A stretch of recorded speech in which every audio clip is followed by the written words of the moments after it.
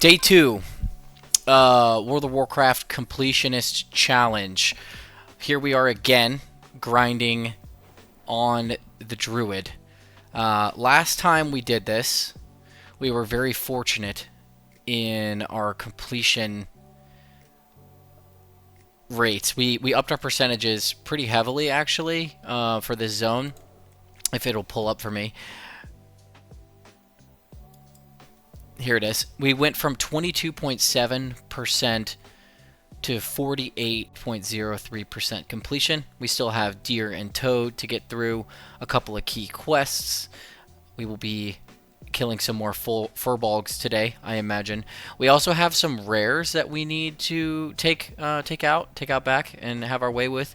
We've got Black Moss the Fetid as one of the main ones that we need to take a look at, as well as a couple on the map up in these areas. The Furies need killed for their boots, and then we also need to kill Urusan for his pants. So a couple of different things that we're going to focus on. Again, for those who have not been here before and are joining us for the first time, this is the WoW Completionist Challenge. We will be going zone by zone, case by case, trying to get as much of these zones completed as are reasonably possible for the level of our character, and hopefully learning a little bit more about the game that we love and have played for since 2007 in a way, and interacting with it in a way that we haven't before.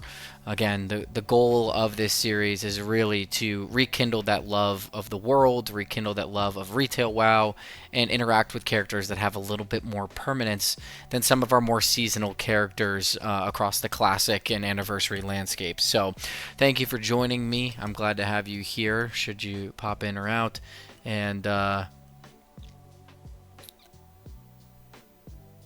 hopefully we'll be able to have some fun here. Yeah, no, I don't really like the idea of having bots fill the chat, bud. Doesn't really sound like a good idea. Appreciate the offer, though. Okay, so where are we going first? We've got some quests to complete. We actually have a mount. Now we've hit level 10. We decided to go with this awesome-looking beast here, and we will be utilizing it to get around quicker, and that will reduce our completion times for a lot of different things and allow us to get the higher percentages. I'm really hoping in the next 2.5 to 3 hours that we'll be able to complete a lot of these quests, maybe find one of these deers and get one of the cool drops from one of the rares. I'm really concerned about the volume on some of these effects, so I'm going to turn it down a little. The summoning of the wolf, and then followed up by the tree at the beginning of the stream, screaming into the oblivion.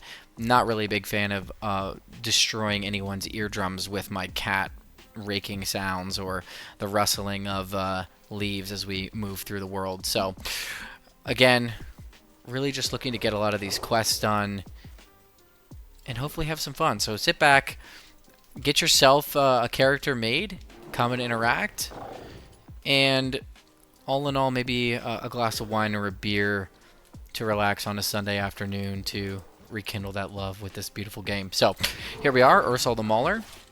He's here. He's been a problem. We've been tasked from a storyline perspective to take him out and bring back some peace to the tree that has been plagued by these angered and corrupted former friends of ours. We get a staff, which is actually a massive upgrade for us. We have a common beat stick right now. Clutch for the collection journal, but not necessarily for what we're trying to accomplish here as a group. So let's take a gander at this real quick. We have collected this staff appearance before. It looks like a drill, so that's cool. This is Bog Thwartle's Shrinky-Doo. Oh, well, hello. That's fun. There is an event going on right now. Oh, Tiny Cat. There's an event going on right now for the anniversary, or not the anniversary, the pre-patch for Midnight, and the leveling has been enhanced with these potions and these drops that are supposed to enhance our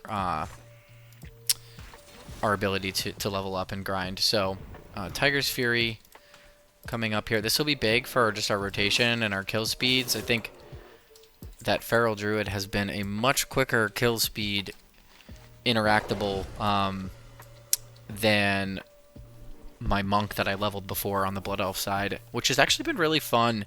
It's nice to see.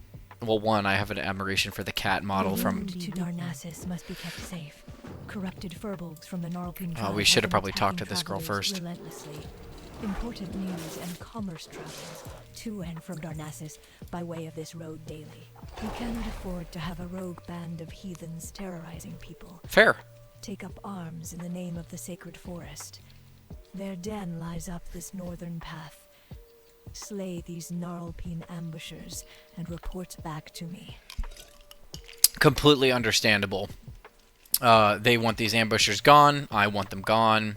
I should have had this in our list of tasks to complete from before, but I foolishly skipped a little too far ahead when our girls were not there at the edge of the forest waiting for us to accept their quest. So we will quickly... Ooh! Okay, we have collected the wood chopper. So as far as the storyline so far, we started our journey trying to manage the growing populations of wild animals that have grown under the tree, since there are limited resources. And we were able to do that pretty easily. We were then tasked with finding some magical remedies for the poison of the spiders that have been corrupted, and try to assess the source of that corruption by taking a look at some imp grelkin creatures. We were able to determine that this fell moss, this corrupted moss, was a commonality between the different corrupted creatures. They were all dropping it, and we decided to assist with basically the assessment of that moss and its damage. And Darnassus, well, brave adventurer, as a member of the Sentinel Force of Teldrassil, I salute your efforts. Thank you. Appreciate it. So anyway, we just helped them out with that. That's important to us. So the fell moss is a common source of shared issues between a lot of the wildlife that we're finding here on this beautiful nature-filled tree. And we determined that that may be coming from the satyrs in the area, or some type of corrupting force. We're not sure what yet, but we also know that that corrupting force has impacted our former allies, the furbolgs. We have actually lost some night elf friends to their influence. They were able to take advantage of the druids in their slumber and trap them there, so they could not assist us with the cleansing and cleaning of the corruption in the area. We were able to free them. We were able to find some relics that would assist in freeing them. We helped a spirit who was trapped get free and regain his body. And then we are now trying to deal with the leader of the corrupted furbolgs, who we've just killed, and his compatriots, who we have forgotten to slay initially, but then have gone to slay. I'm going back into this cave here that we've already cleared and done a quest in, because there is a rare spawn in here, although it does not appear that he is currently up. We do want to try to take advantage of Threlgil's keen machete that he allegedly dropped. So just doing a quick scan of this area so that we're able to confidently say that he's not up. We want to take advantage of those rare spawns whenever we can, so we will be doing that. Since then, now that we've killed the leader of this Furbolg army, we will now have to determine from our friends in Shadowglen, or Dolinar, sorry, what comes next in our journey to assist everyone here on the tree that we are born in. The other thing that I did not capture, because I did this off stream accidentally, I was doing some clearing of bags and things like that. My friend here actually sells a great horned owl, and that was an item that we did not have collected. So we were able to purchase that for a few silver. No big deal there, but that's just another You have item. proven yourself a most worthy and able adventurer. Who follows the path of honor as sure as you do is certain to find great glory in this world. Oh, thank you. Her soul's death brings safety to our once slumbering adventurers, but the source of his corruption yet remains within our forests. We knew that. With time, I trust that you will find this evil and cleanse it for the sake of all of our people. Yeah, You that's are our hope. destined for great things, young adventurer. Thank you. Heading to the south, to Lake Alameth. Oh, there's a deer. Then I have a task I Ah, it's a fawn. My colleague Denelin has a camp along the eastern end of the lake, where he is studying and experimenting on the plant life of Teldrassil. He requested a package of rare earths from Darnassus, and it was late, only recently arriving here in Delanor. Can you take the package to him? Yeah. Okay, so that's really important to know. First of all, Brawl Baremantle, classic legendary druid. He unfortunately is not the one we've been interacting with. I wonder if it's his brother. It's not really stated anywhere, so unsure. But cool that we've been working with him and cleaning up some of the messes here. And then it also sounds like we are studying this. Delanin is studying this rare earth to find a source of the corruption. Now the interesting thing about this quest line is that the Gnarlpine ambushers that we killed earlier used to be off to the side of the road around this area down here, whereas this new quest that we've done with them has them up here. Also, the changes from Classic have this rare earth quest actually take place after the rest of this corrupting study that we're doing, instead of during or in the middle of it. So that's kind of interesting that they kind of changed the flow to make a little bit more sense as like almost like an investigatory mission, and I'm really enjoying that. If I remember correctly, we will go down here to our friend Delanin, and he'll be studying the rare earth. He'll want us to mess with these Timberlings who are also corrupted to determine why they are the way they are and hopefully provide You have support. something for me. Can I assist? Ah, it is here. I have waited for this rare earth for quite some time. I hope it is still fresh. Thank you for bringing it to me. You are an adventurer who is generous with her time. How may I help? Hello. Okay. Also, the AI voiceover just called me I am honored. a she. The Timberlings of Rude. Teldrassil are elementals of nature. What brings you? In some ways, they reflect the natural order of plants and animals on our great tree. So it is disturbing to see how angry the Timberlings are, particularly considering that things should be healing. I want to help hunt down the source. I have been working on different methods of nurturing plants, and would like to try them on Timberling seeds. Please, can you gather seeds from Timberlings around Lake Alameth, and bring them to me? Small Very Timberlings doable. are sprouting around the waters of Lake Alameth. I am afraid these sprouts are beyond help. We should try to clear them from the land before they grow large enough to cause trouble. When you are wandering the lake, if you see any Timberling sprouts, please take them. Help keep our land clean.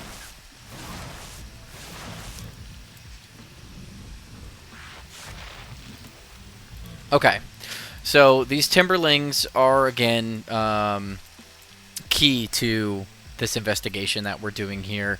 Fun little factoid that I was not aware of is that they're a reflection of nature. They're almost elementals rather than living creatures. So, I mean, they are living, but they're not, like a bear or a cat that has life. These are more forces of nature. So we are going to interact with them. Since they're reflecting the already corrupted earth around them, it makes sense that if the nature around them is corrupted, that they would be corrupted if they're a reflection of it. So good to know that Delanin is going to help the Night Elves investigate this fact, and we are going to assist him in his quest.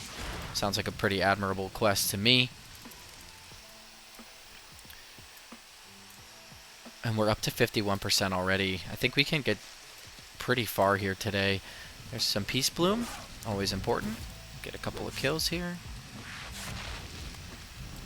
Did I just see Rip? Rip was transformed into another spell earlier. I wonder if that's an automatic thing, or please don't take my Peace Bloom. It's mine, thank you. Almost done with these. There's also a Silverleaf node over here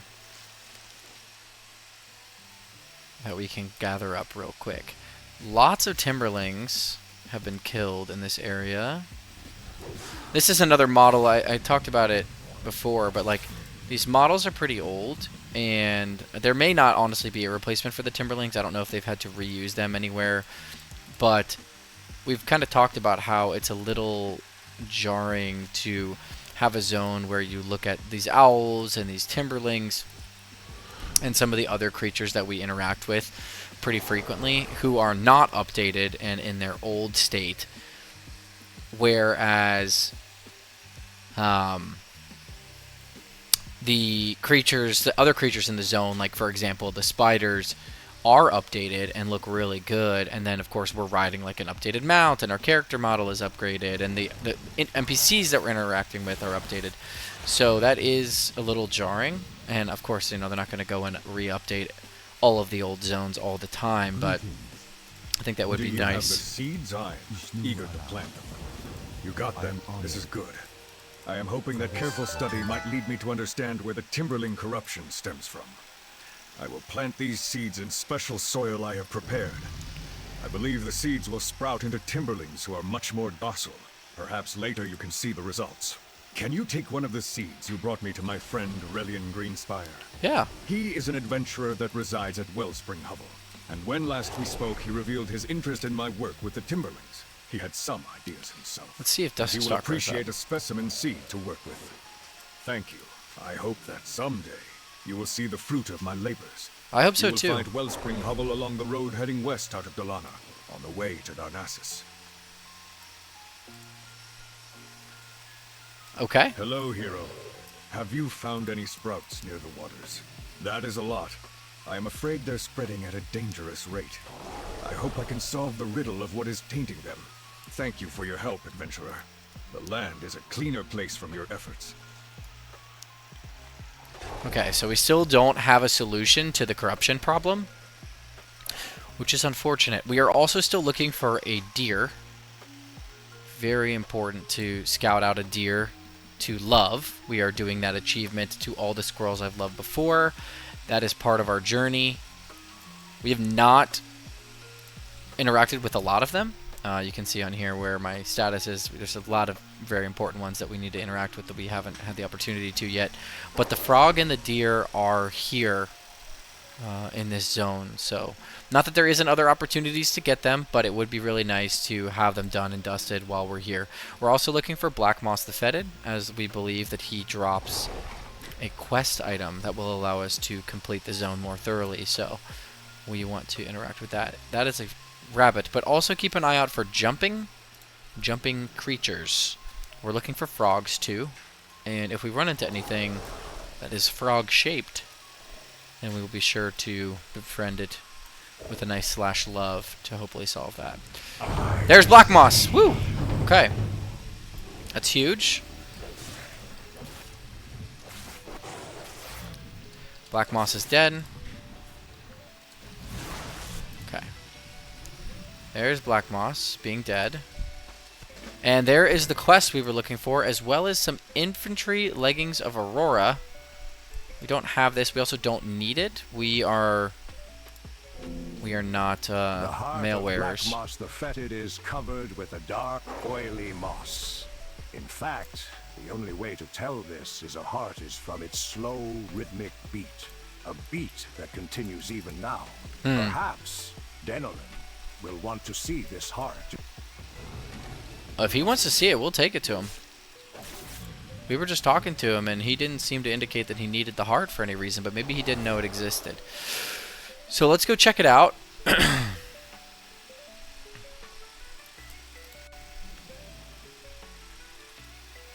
I don't know if this is actually dropping anything when I herb these guys. Maybe it's just giving me experience points. But now we have Delanin back on the menu, and hopefully we can get something cool from this quest. I've never done this quest. I didn't know Black Moss the Fetid was a thing until here, so this part right here is new, something new for the first time as part of this zone.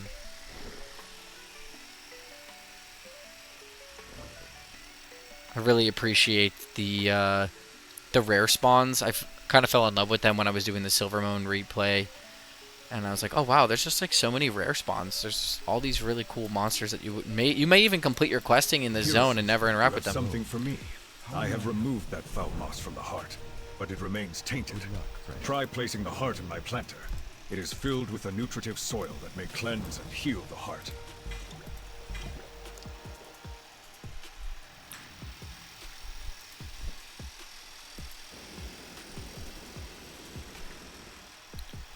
Whoa. We get a buddy. That's cool. I've never done anything like that before. We've got a buddy for 20 minutes. He'll just follow us around killing stuff. And we're going to check on Urusan again. Urusan is going to be a big pain in the butt if his spawn rates aren't really quick because we do need the legs to complete this zone from him. The other thing I'm running into is when I look at the things on this list, you can see that the rares were 100% on, but I know we're not 100% on them because of this drop right here not being collected.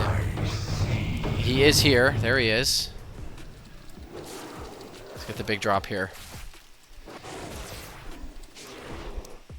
Okay. Here we go. No, nothing. So I know we don't have Gnarlpine legging, so it's frustrating that all the things doesn't capture that as a potential item for us to collect. And I don't know if that's because the item itself is dropped in, or was added to the game in a later patch and therefore is not captured as part of our journey, but it is definitely disappointing.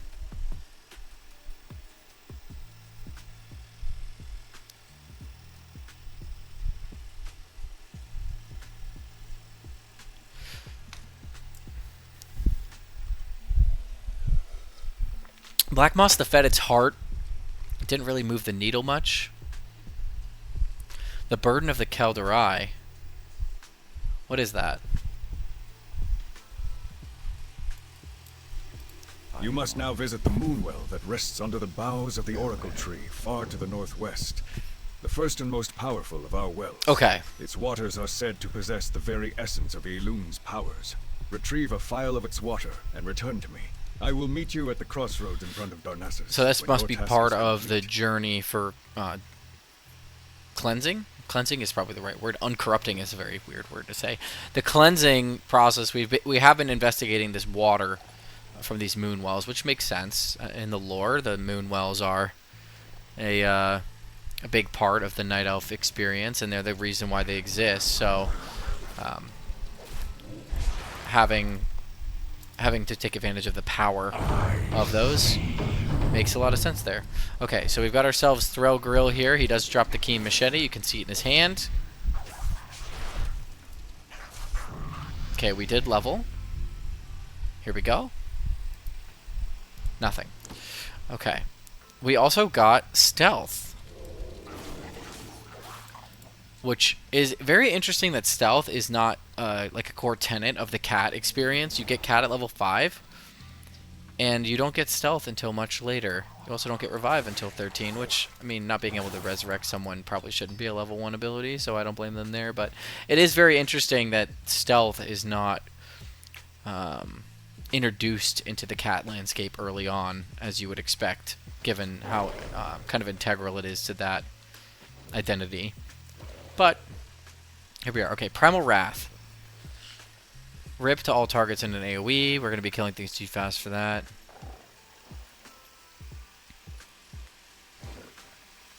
I like Omen of Clarity. It's a classic ability.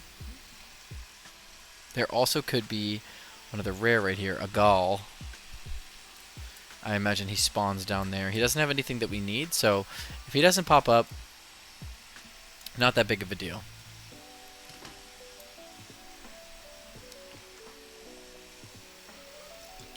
Another fun factoid that I have learned as I've gone through this zone thus far is that there are no mining nodes. So I learned mining, and mining is not historically learned in this area, but growing in the Timberlings. We are trying to find the source, but until we do ... in order to keep Teldrassil safe, We must cut down the timberlings who are beyond help. Those that wander Wellspring Lake to the north are the most tainted. They must be removed. Destroy the timberlings you find there, and gather the mossy tumors growing upon them. Bring the tumors to me so that they may be burned. Okay. So more timberlings need killed, which is unfortunate, but we know that they're corrupted, so it is a necessary evil that we're willing to accept. We're also looking to get these bloody chain boots to drop, but again, not a necessity. They are male. But again, but what I was saying before he decided to talk about whatever the hell he was talking about with the timberlings is that there are no mining nodes in this zone, interestingly enough. And I actually thought that there would be, because they allow you in the update. I knew there wasn't a lot of mining nodes, or there wasn't any mining nodes in Classic, because you can't even learn mining in this area, so that would kind of defeat the point. Although I don't necessarily agree with the call. I think they should have access to mining even back in Classic, but they didn't. I knew that they didn't. So I assumed that with the updates and the changes that they would have added mining nodes back in, now that the profession trainer allows you to learn mining right off the rip. However, they did not. So we've gone through this whole zone, gotten a ton of herbs, interacted with a lot of materials, found a lot of really cool, like Mage Royal is here, Peace Bloom. We've gotten a lot of Earth Root, as you can see right here, but no mining nodes. So I'm excited to get into a zone where there is mining, so we can start getting those crafts put together and maybe make some cool items that we don't have in our collection yet on our mining character. Okay, so Lady Priestess Saturn was Amora. once beloved of Elin, graceful and pure. The spider spun her silver threads through the moonlight, catching the evening mist. The silvery dew had strong healing powers and was kept at the nearby temple. But of late, Sathra has descended into madness. Her future generations are now threatened as well. Find Lady Sathra, adventurer, and end her suffering. She dwells northeast of here, near the river. Gather her silvery spinnerets and bring them back to me. I was dispatched with a small group of sentinels here That's sad. to protect the oracle tree from the harpies that have made nests all around the glade. Little by little, we are trying to push them back. When the oracle tree attempted to send a runner to Darnassus with a report, the messenger was attacked and killed by a group of the harpies. If you feel up to the task, go to their nests, slay them, and return their belts to me as proof of your deeds. That is not a toad, that is a small frog. So this is definitely a very unfortunate situation that we've come into. The beautiful and lovely spider who used to weave her webs and use the morning dew to have healing properties is no more. She's not with us. She's also been corrupted. And now she's laying so many eggs that her clutch is at risk for total and utter corruption. So we're going to do the merciful thing and send her to hell for being corrupted. And that's unfortunate. We really don't like that. We want all of the life in the area to be healing and fixed. But unfortunately, that is not in the cards right now. Please tell me that was not a... Oh, thank God. Is that battleable? It is normally battleable, but it is currently not battleable. Is that a toad? Oh, it is not. We're looking for toads, remember? So we can love them. But as of right now, they are not interactable. And there was one earlier that I thought was a combat pet that we could fight and capture, but it doesn't appear to be the case. It may have been a glitch because I attacked it, or maybe it is interactable and is catchable. We have just found the one that we can do that with and ruined it. So certainly not ideal. Oh, my friend is attacking something. I forgot I still had him with me. I thought that was another player. Okay. What else do we have in this area? We've got silvery spinnerets. We've got to bring proof of the spider's death to the elves in the form of the healing spinnerets, silvery spinnerets that they discussed as the source of her kindness, because they are unique to her. So we are unfortunately going to have to prove that she's dead by taking her out. Hello, Lady Sathra. It's an unfortunate day for everyone, Lady Sathra, and you must be put down. There are her spinnerets. Lots of creatures around here. That is a elfin rabbit. We've got a fawn. We're also looking for a deer. Oh, this is capturable. We have not captured this before. Nearly killed it.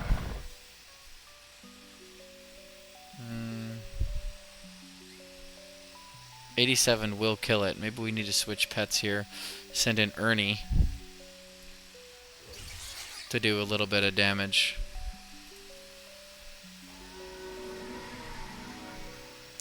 He will die here if we attack. So maybe we have a weaker creature.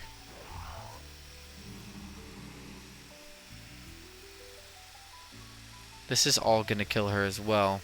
Oh wait, she's no longer dying. Let's send out the Owlkin. This should work. There we go. Perfect. Let's try to capture this fawn.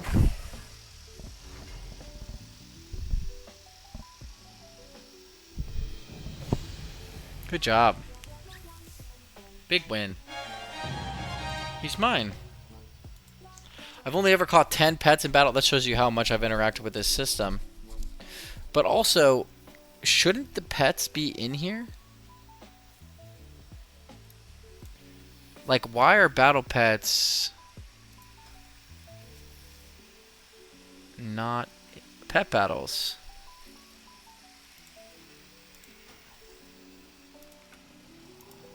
Yeah, okay. So that is very important for us, and that was filtered out. Why does the fawn have 3 out of 4? Oh, because of the loving. No. We've done that, though. Maybe we haven't. Let's love it. And then usually what happens with the loving is we have to shift click. There we go. So small frog. We do need to love small frog. And we need to acquire the small frog. We know where the small frog is. He's down here. I'm glad we discovered this issue now before we started moving on, because battle pets are kind of one of the core things that I was really excited to interact with, because I don't have them. So, like small frog, we'll love it. And that should satisfy the needs of this. No?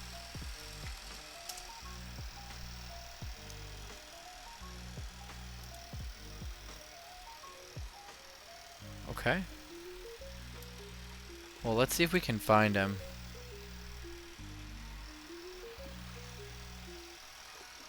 Find a version of him that is capturable.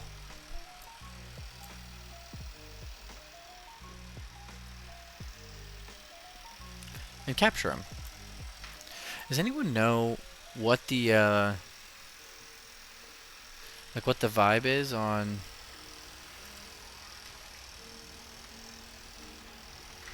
pet battles? Like what's the meta, what's the thing, what's the fun?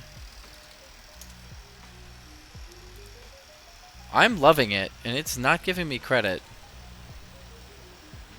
So that's just embarrassing for me and the game. And they should be all over these ponds, which, to be fair, they are. We are finding them.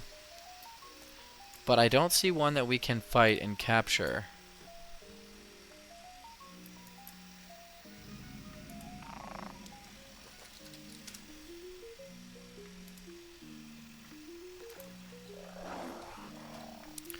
I wanted to capture it, but it won't let me. Okay, well, that's... We'll try to find it. We'll try to keep an eye out for them as we proceed here. We also know that the red-tailed chipmunk is an item for us. The forest moth is another one.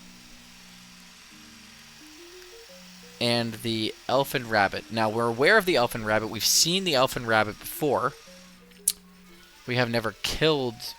Well, we've never captured one. We haven't had the opportunity to capture one. But we do know of the elfin rabbit. We're familiar with that.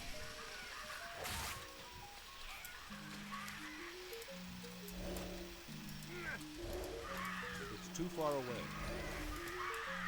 Probably should cast a healing spell myself. And then go down here and get all this together.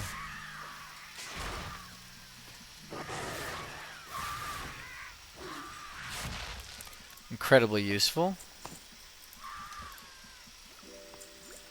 Melon juice. I don't know why melon juice is dropping. I'm only level 13, but I guess with level squishing, that might be the best. Route. There is a rare around here. I imagine that it's probably Fury. There she is. Cast this.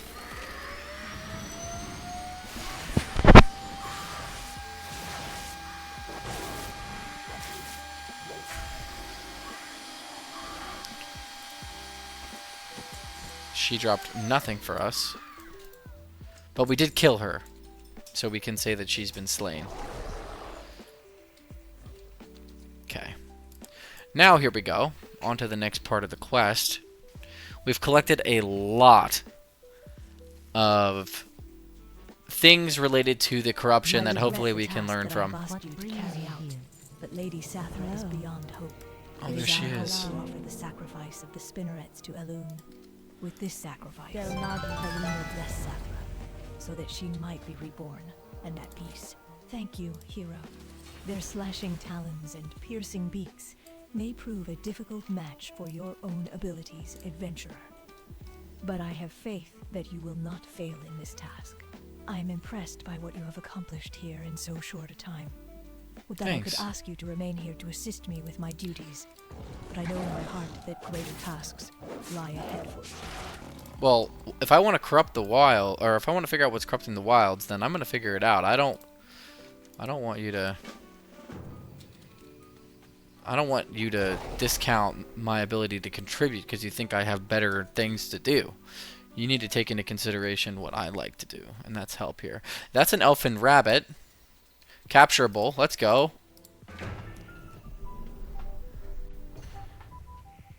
So we got to be careful because this could one-shot. Oh. Like I said, that could one-shot. Not ideal. Wonder if there is a pet with an ability that doesn't kill. Something that punches, maybe? Why did I think the Anubisath idol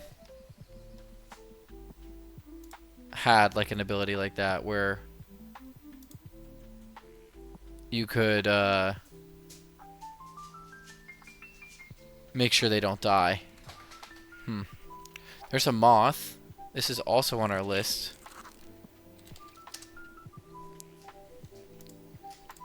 But this is not battleable.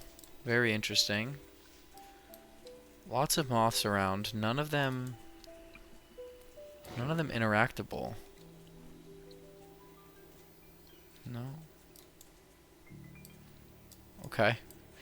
Not very helpful that they're not interactable with. I wonder why they're not all like that.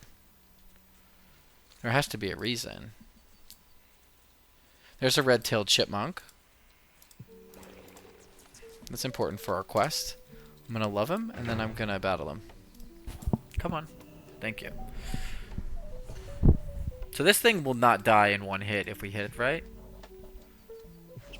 Perfect. Now the problem is I can't capture him, and he will die with one more strike, so...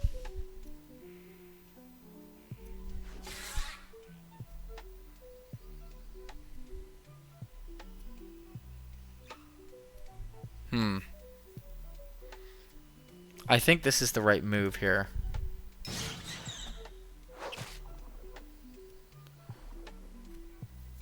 And I'm hoping that this will allow us to kill him. Or to capture him, I mean. Apologies. Perfect. Love it. Love it. One at a time, right, guys? Boom. We love to hear that sound. That is the sound of accomplishment and success. Fawn's done. Rabbits, not so much. We need to find rabbits. We need to keep our eyes out for moths, wherever they may be, and rabbits. Oh, that chipmunk just got absolutely taken out. We also still have the drops from the rare spawns that we need to engage with. And a lot of quests still left, actually. There is a lot to do here still in our first zone. Probably won't... I mean, we still have plenty of time left in the stream today, so we might be able to complete it, but... I see. When Tiger's Fury is active, the icons of the abilities change to indicate that they have been... they're able to be snapshotted. Okay. Can't capture that rabbit. Very strange that some of them you can battle and some of them you can't. I wonder what the determination is there. We also got to figure out where the moths spawn the most. To be in the presence of the Oracle Tree, it is almost to feel wisdom take form. Along with the adventurers, the Oracle Tree has been carefully monitoring the growth of Teldrassil. Our observations have been disheartening, but all is not without hope. The tree is indeed recovering since its blessing. Oh, but the growth rabbit. is still somehow stunted. Huge. We suspect some portion of the corruption remains within the tree, waiting to be cleansed. We simply need to find it. There is one last moonwell that I would like you to visit. It is directly south of here, on the shores of the pools of Arlithrian. Let's go. Be wary as you seek out the well, and keep your weapons close at hand. I sense a growing corruption from the bowels of southern Teldrassil. When you have the water, I want you to bring it to a familiar face that you'll see at the pools. She wishes to battle the corruption, and has asked for you personally. A familiar face? Wonder who the familiar face could be. We have not explored this area yet. I also have not gotten the achievement for exploring this zone, which is probably because of Gnarlpine Hold being down there and us not having explored it. Okay, frogs? Come on. Come on.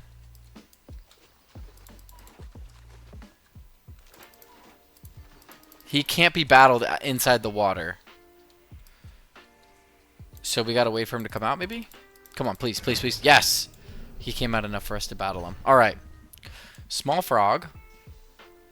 This should do a lot of damage. Yep. He's capturable. Perfect. Let's go, guys. We're doing well with these pet battle captures. The only thing missing is the all of the pets I've loved love for the small frog. Which I'm wondering if the critter versions of them do not trigger this, and it has to be the battle pet versions of them. Which, again, very confusing. Since their spawns are not as common. We also still have not seen a deer. I'm pretty sure I saw a deer early on in my time here, but I have not seen one since. And that is frustrating. So I don't know. Small pet battle criteria for all the squirrels I loved before. We've talked through that. We haven't seen toads, though. It is good to see you again. I see Oh! you have succeeded in collecting the waters of the moon Tarandrella. on behalf of Corithris Moonrage. I hope you have learned much along the way. Yeah, I've learned a ton, actually. For those of you, the uninitiated many, Tarandrella is our friend from the starting zone. She helped us investigate the... Okay, let's love this one. Let's see if that fixes the issue. It did. Okay, so that is the difference. It has to be a battling pet It is good to see to you be again. relevant for I the see you have succeeded in collecting the for waters this. of the Moonwells on behalf of Corithra's Moonrage.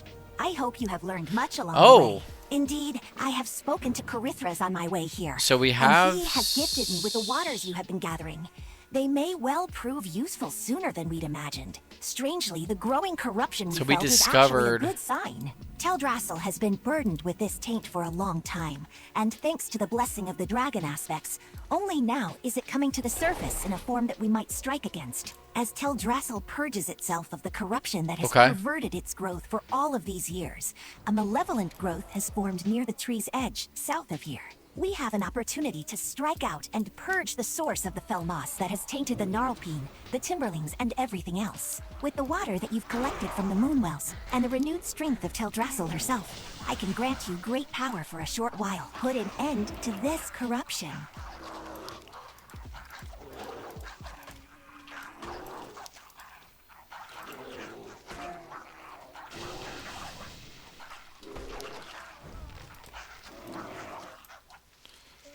Guess it doesn't kill them. This is cool. I've never done this quest before.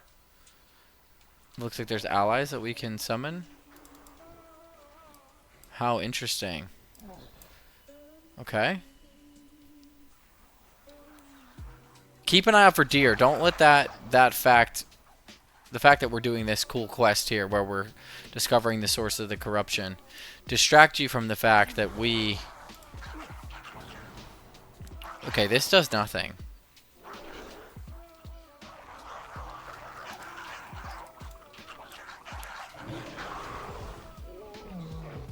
And we have to channel this ability if we want to actually kill anything. Very annoying. Especially since they give us no other way of dealing with the issues. So, let's try to get in on this. Oh, the corruption died.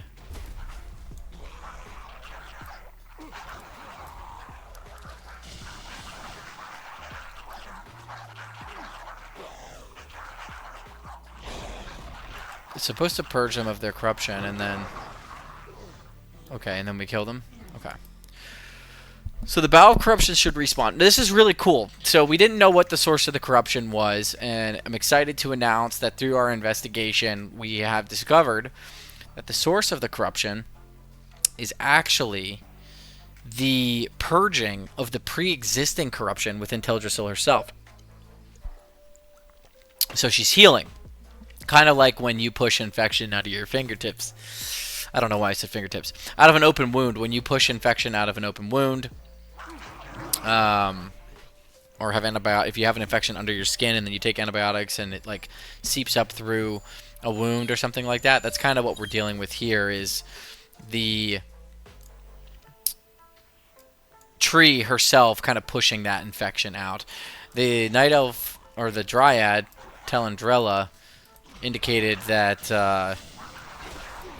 in the past they had no way of cleansing this or knowing that it even existed because of the nature of the magic that they were dealing with. But now that they're seeing it and are able to study it, they're able to hopefully find a cure for it, and that cure includes the destruction of this giant tree, the bough of corruption.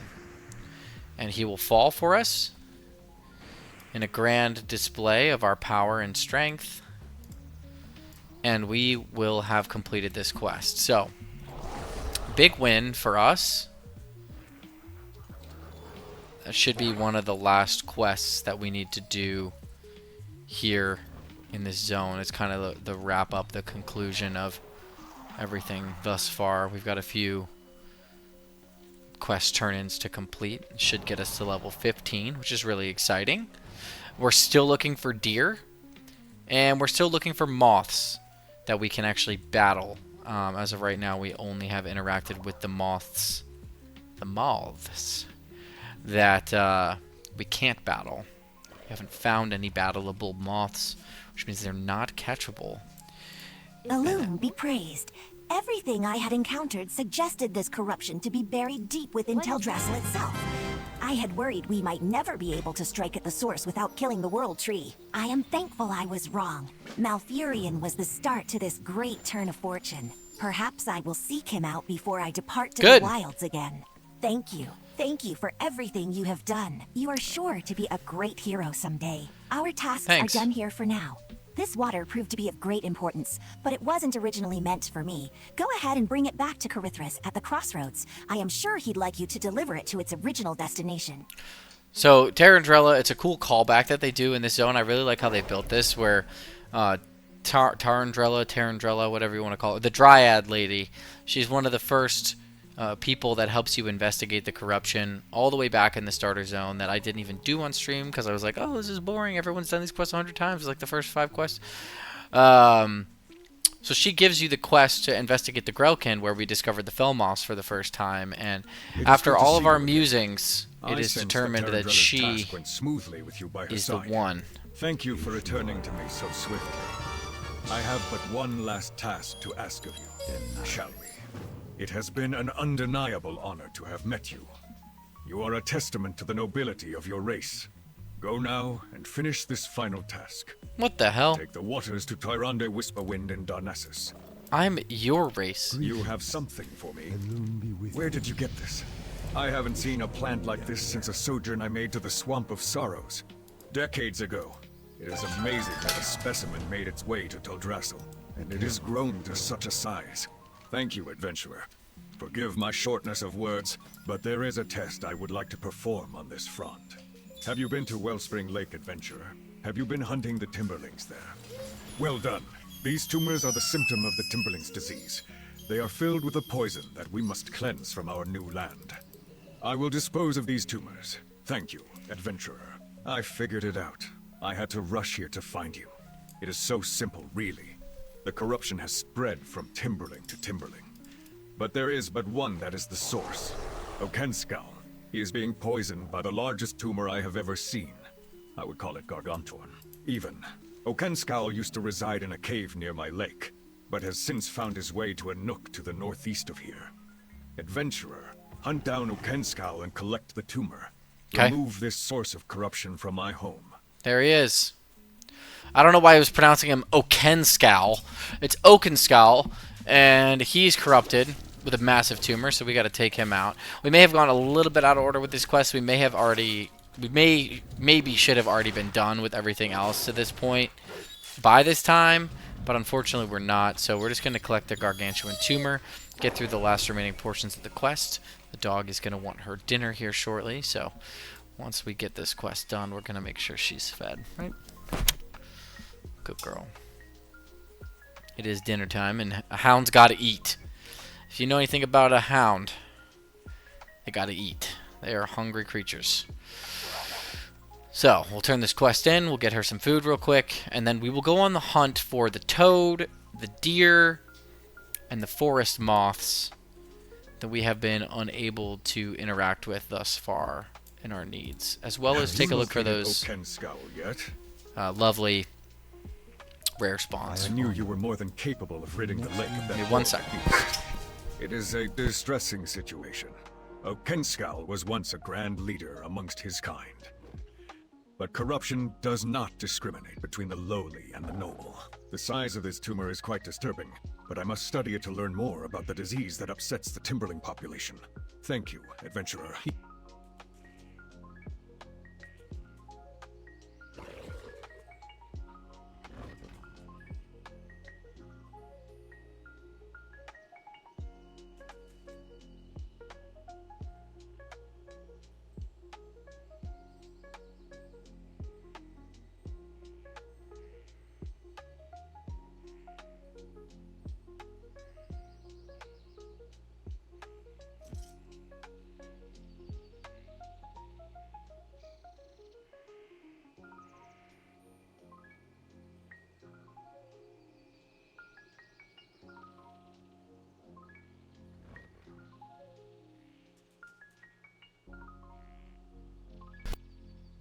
Okay, so quick assessment that we have to perform here. We still have the Home of the Calderai quest. We got to take this to Tyrande and Darnassus. We also still need to escort Mist at the Moonwell near the Oracle Tree, which may be the quest after this, to be honest. And we have to do the Spotted Franz quest, wherever that is. There's also a Waves of Change, which comes at the end of all of this. And then some cooking recipes that we have yet to collect, which is important. We also haven't collected the toad or the deer. And the real question is, where do they spawn? So we might have to do a quick googly goo of all of that. And if that's the case, then we will do that. We also need the moth from a battle pet perspective, and we will need to figure out where that is somewhere on this land. I believe we've discovered this entire zone. I don't have the achievement, I don't think. What is it called? Explorer?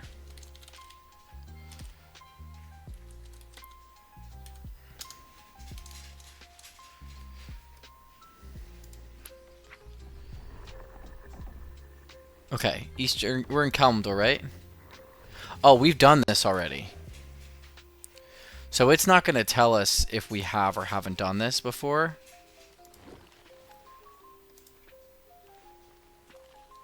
Okay, but I assume that that's acceptable. Given that we've already completed this, if we're talking about completionists, then squirrel. Well, squirrels I loved before. How have we not loved a squirrel before? Again, we're not messing with. There's a deer. We are gonna love the deer though, and hopefully that counts. It does. Perfect. And there's the forest moth. Okay, so while we technically didn't catch it in the zone that we were supposed to catch it in, this is helpful that we are able to find it right here in this Darnassus area. Is that cheating? I mean, it's something. I'll tell you that. But it does help resolve this forest moth issue that we were running into. So I'm going to take advantage of it. I'm going to capture this moth and count it as a fat win for the crew. Look at that. The only thing we're now missing is Toad. And honestly, Toad may only spawn here in the Darnassus town. So let's just keep an eye out for Toad. Small frog. We've already done small frog. Just looking on the banks for them. The wisps run when you accidentally bump into them. There's another forest moth. Small frog. And I have found all the things to be slightly unreliable when it comes to the critters. Because when I was doing my Silver Moon adventure, the critters available was a little bit wrong. Or because they spawn in multiple locations, it kind of has this like, well, it could be here, but it also could be in these other 10 areas. And then it's not really sure, which isn't helpful for what we're trying to do, ultimately. So breaking waves of change, that quest we knew we needed to do. Aberdeen has finally fallen. What would you ask Though of the many of its Caldora? inhabitants departed long ago when the city first suffered the brunt of the cataclysm. God. Many of the more stubborn Malfurion. residents are yet unaccounted for, and it now appears that the city may have been overrun by water elementals. He's following me with his head. All these characters follow me with their head, which is kind of cool. In her light. And this is Tyrande, old Tyrande. To secure a flight to Why would they Lordaeron. put sparklies on her nipples? How fair But you also, are. Malfurion has them on his too. The blessed waters from This is a our pretty laws. sick model for You have Malfurion. borne witness to the spirit of the Caldora, then. Okay. In recent times, I've come to find that the spirit offers more questions than it does answers. Well, we knew that. But such is the continuing nature of discovery that drives us in our darkest hours. I will offer you the simplest answers Thank you. that I can. Malfurion has returned to me, to us. But harsh times are yet upon us. Okay. Staghelm is gone, and the world is racked with pain. Malfurion has much to mend, and he will need help. Okay. So, we've completed that quest. That was incredibly impactful, very helpful. The problem is, we don't have the quest to escort the animal, Mist. And that doesn't seem right. We've gone through this whole area here and not been asked to complete that quest, nor is it on the map. So let's take a gander at this real quick. Let's go back into our zone that we're instructed to complete. The other weird thing about all the things is any quests that start in your zone but are turned in elsewhere are still part of the quest completion requirements. So any neighboring zones we may have to venture into temporarily to complete them. The Undead Starting Zone and Western Plaguelands, for example, have shared quests. So, okay. We have Deer. We have Toad. We don't really know what this Jaina's Resolution is, but it is a mop quest. And then we have Mist. Escort Mist. Where is this quest?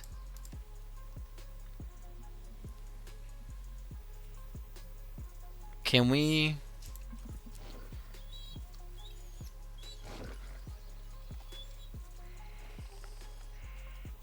Can we see where Mist is on here? Like, Mist is not on here. So let's do a quick search real quick. Let's do some math. We love math. The quest is called Mist. Quest Mist.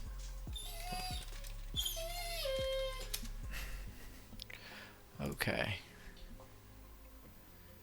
So it starts up here in the top left corner. There is no quest objective for this, but it is technically here. We also still don't have Toad, but I'm comfortable leaving this zone without getting Toad because Toad is very prevalent allegedly up in Northrend. So, not the end of the world if we don't Toad our way to victory here. I'm also in combat because of a Harpy that has the world's largest aggro range you've ever met in your entire life.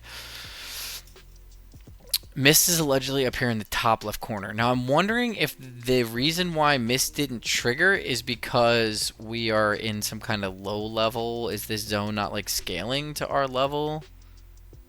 It says 1 to 30, so that shouldn't be the case. Maybe Mist has despawned. Maybe Mist is no longer real. All the things just isn't updated for that. It says he's up here. We may accidentally cause some chaos doing this, so bear with me. There's the quest marker. Okay, so we found the quest marker. We're going to need to kill all these. First, let's heal. We'll cast this, reduce the damage we take, and then we will start our swipe journey here. I don't know why I just bled a character that we have literally attacked 100 times and is going to die, but here we are. Okay, everything's dead. And now we have to go find our friend Mist. Let's kill this Skitterer. Maybe we'll get some Spider Silk.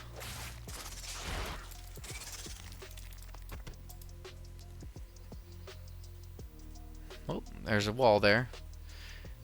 This is why we do this, right? Like, I would have not known this quest was here. It's not on the map for some reason. And we want to interact with everything. So, I'm glad we did a quick search. We can complete this.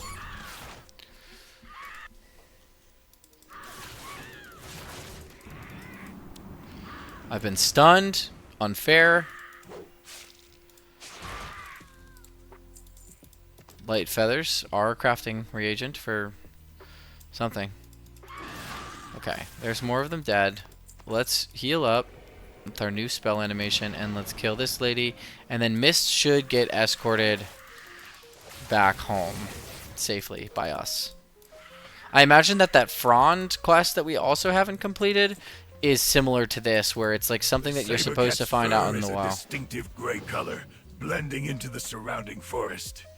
As she lays there, you observe that she is badly wounded, with deep lacerations across her back and stomach. Oh. She raises her head and gazes at you, bright intelligence shining in blue eye. She seems to wish to follow you. We gotta take her back safely in the time allotted, or she'll die, maybe. That's the thought process, I imagine. It's a squirrel?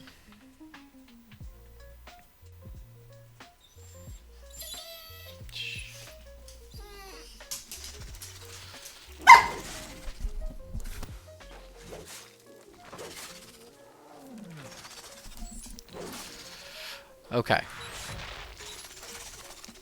Dead spider. Maybe returned cat?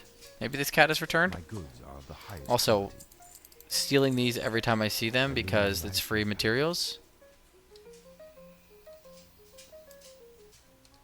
Okay, the cat is here. Look at this touching moment. You've recovered your strength. Oh, thank you, hero. I feared I would never see Mist again. knowing Gloves only we've never gotten before. Never to be united with my faithful companion. Okay, I not the owe you prettiest more gloves, than you but can know, and you have my eternal gratitude. we can use rejuvenation as a key. Whoa! New rejuvenation spell effect here.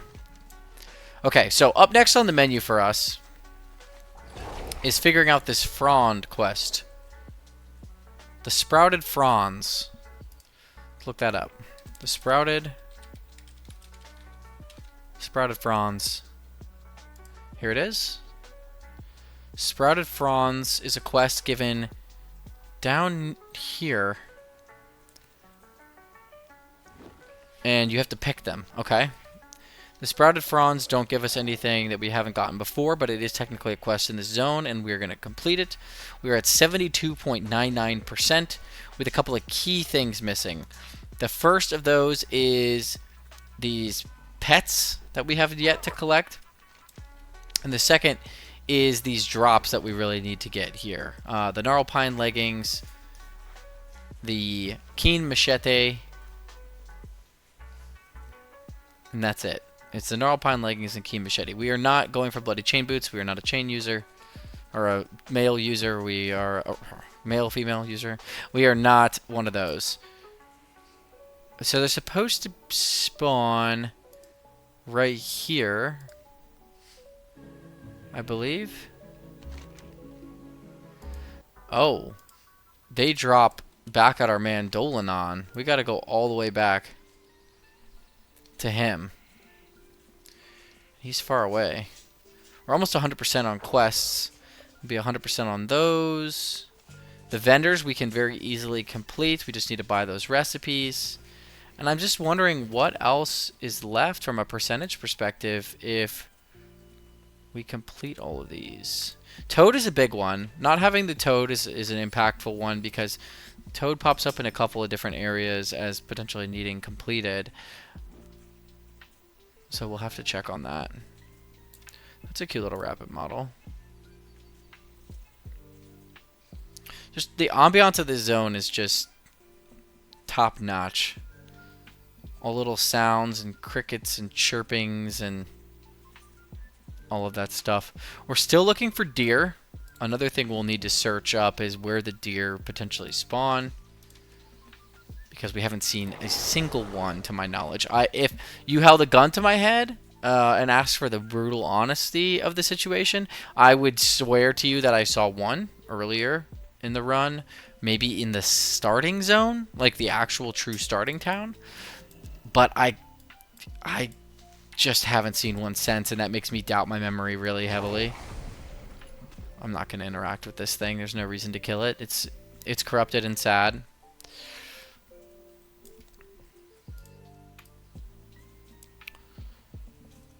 We don't want that. We don't want that at all. We don't want corrupted and sad.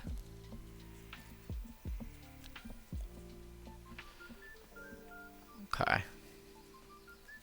They're supposed to spawn here next to my guy. But they are not. They are not here. So I'm wondering if there's a trigger to this quest, or if the quest has been modified or removed for some reason. If they don't spawn here, then what causes them to spawn?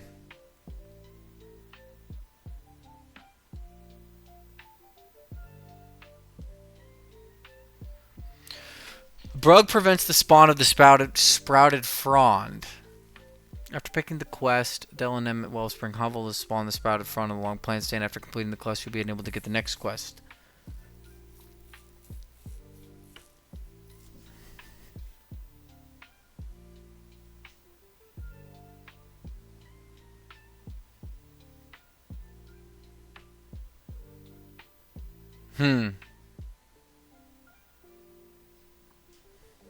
The quest is the one that starts in Delanin's planter after you've completed the Shimmering Frond. By activating one of the Shimmering Fronds that appears.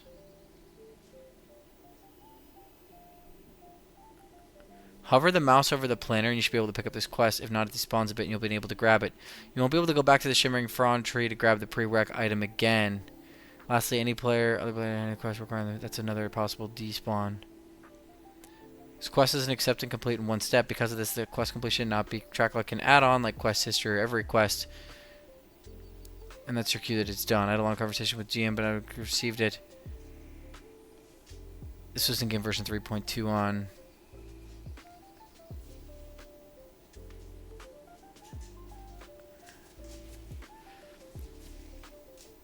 Okay, so we have done the pre-quest, and unfortunately, we are kind of shit out of luck.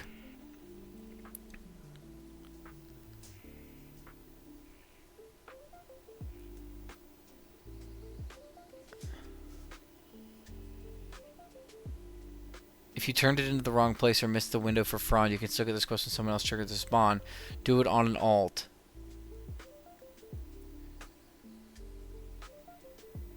Or talk to a GM. So maybe this lady will complete the quest and he can do it for us.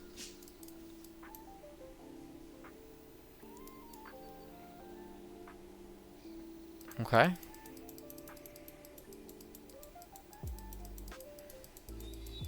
I did not know about this before. I didn't even pay attention. It's kind of a dumb quest concept here, and a very big shame for our completionist journey that we may not be able to actually complete this quest because of some bug in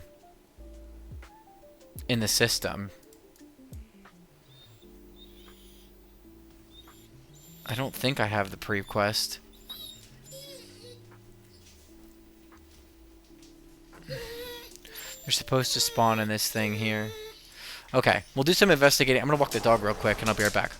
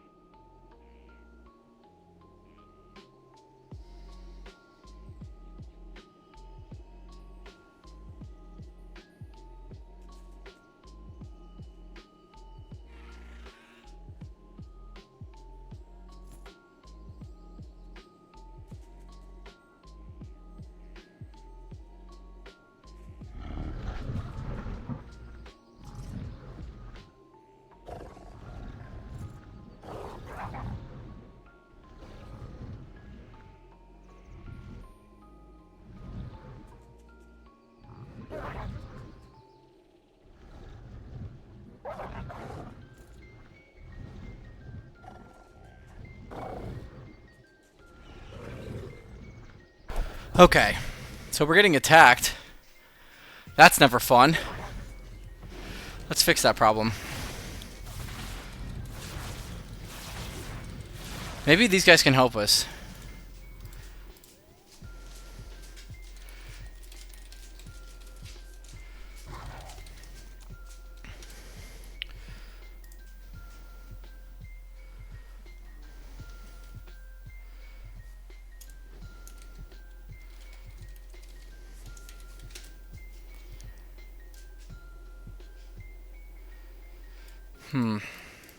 And they got phased. Okay. Well, we're not going to focus on this right now. We may have to solve this problem later. I'm going to start with our initial journey here to discover the rare spawn, Urusan. We've killed him twice, no legs. I'm going to see what his drop rate is.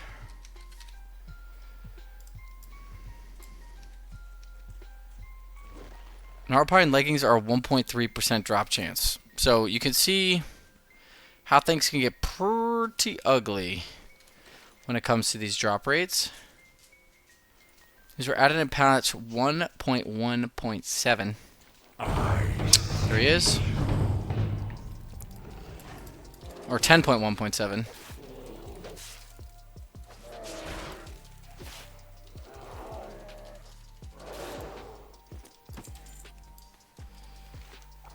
And now we need to go kill Threlgren. 10. What expansion is 10? Because that's my concern, is that there are drops here that we are not capturing because they...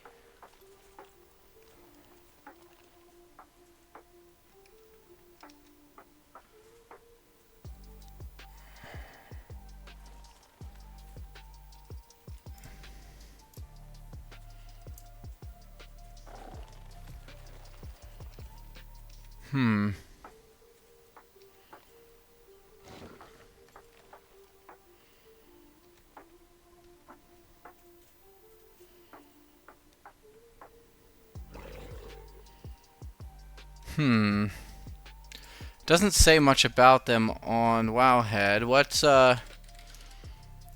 is WoW's 10th expansion?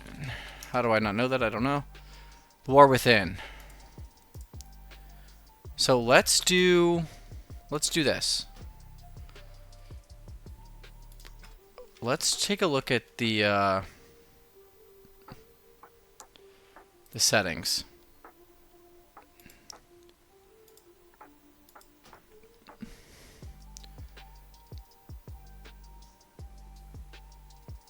And we added War Within back in, but zone drops didn't reappear.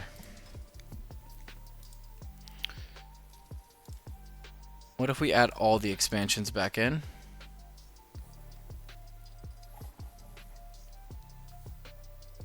We're not doing the holidays.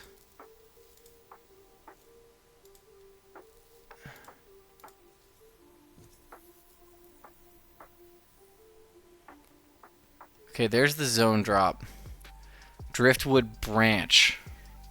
This is the stuff we need to be able to find. And it looks like those are added in the War Within. Patch 10.1.7, which I believe is also when the Gnarlpine leggings were added. See, this is why we do this investigation. We're learning. Yeah. 10.1.7.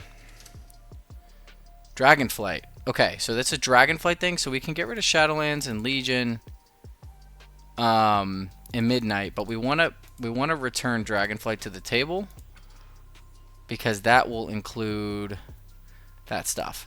Now, why we can't remove holidays?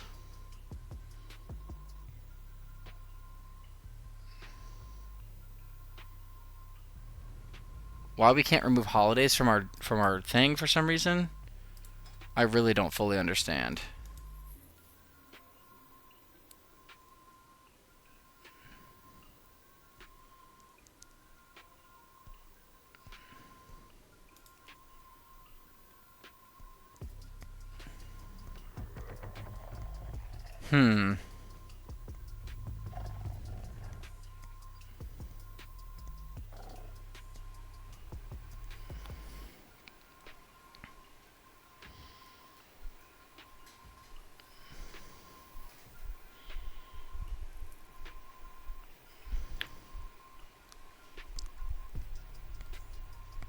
What's the difference here?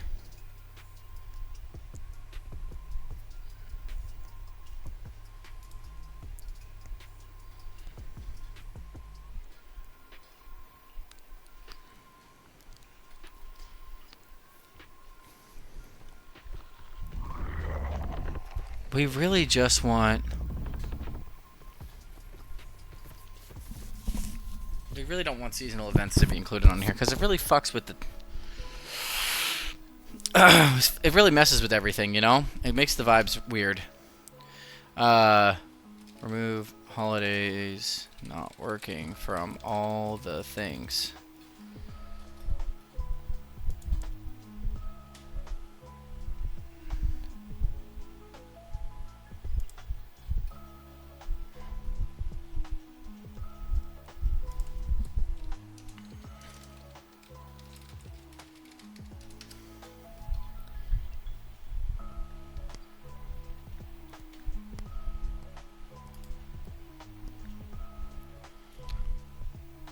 Toggle seasonal in the mini list. See, I don't want all of this, guys. Look at this. What a mess.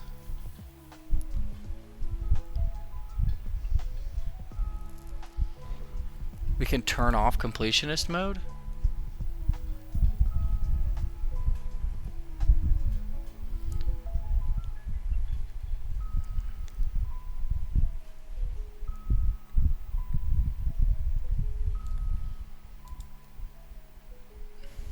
It still has holidays on here.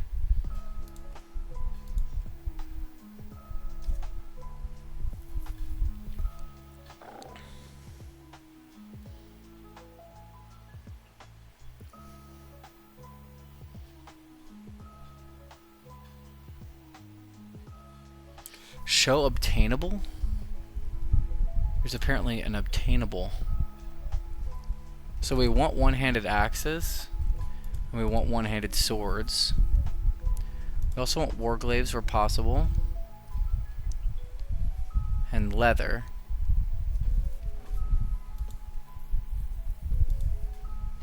Unobtainables.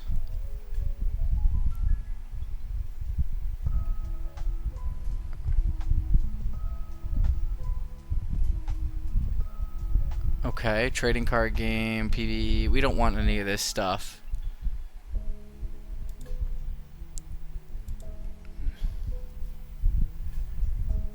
Is holidays on here?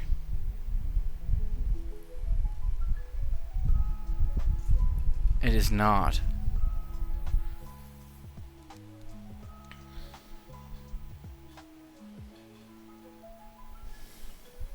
Why would it be on here, guys?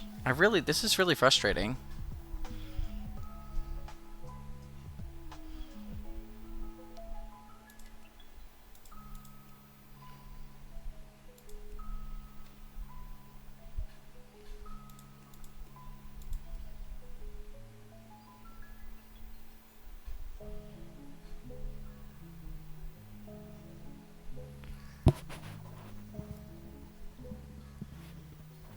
I really just think seasonal events should be removed.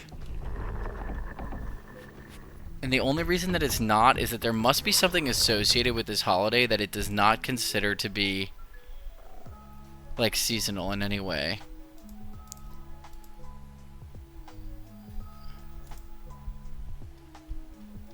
But we're not doing it. So you know what? I guess it doesn't really matter all that much because we're not doing it, but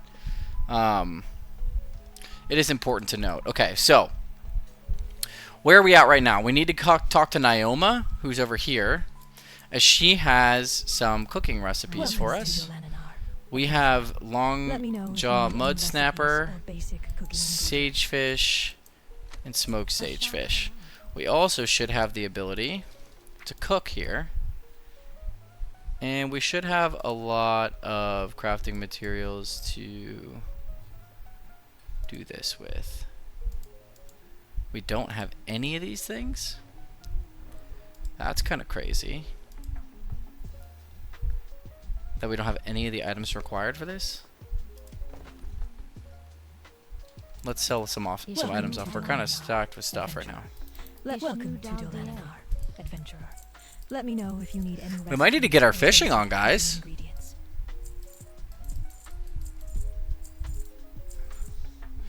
Okay, we know we need to send those items off. That's soulbound. Anything soulbound, we can't send off, but everything else we can send off. Okay, like this, we're gonna send off. Small spider legs usually can be crafted into food, but we don't really have that option right now. Earth, this is a thing that is for things. This is a thing for things. Also a thing for things. Lots of things for things down here. Soulbound. It's warbound until equipped. Well, that's not helpful. These are gone. This is gone. Collected. Okay. So we've cleared our bags out. Farewell. We've got whatever these are right here. We'll get some new headgear, some new boots, a big bag. That's going to be absolutely insanely helpful. And a spade. Oh, look at that shovel, guys. A big shovel. Put that on our back. And we'll sell these items off real quick. Adventurer. Let me know if you need. Now, it doesn't say that we have these because we don't have this. Now, Nessa Shadow Song, we know is out back in Root Theron Village. Technically attached to this zone. So, she's not the end of the world if we do not get her right now. We can flow over to her eventually. We do want to check out Thrilgil here. Because he drops this keen machete. And we want it. So we're going to check him out, see if he spawns. Well, there's a hunter currently running up there right now who we don't want to accidentally kill him, forcing a respawn. Uruzan is also up here. We need to interact with him.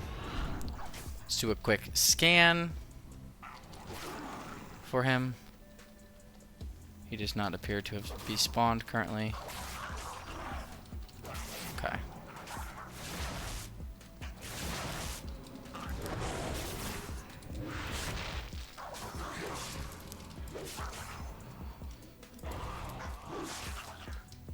Everybody's dying. Whoa! Level 80 druid, probably doing the same thing I'm doing.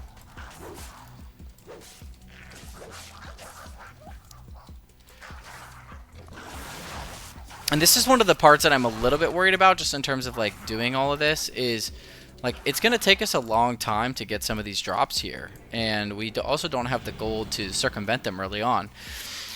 But they're part of the journey, and like for example, this driftwood branch, they only drop from here. And they drop from the Elder Timberlings.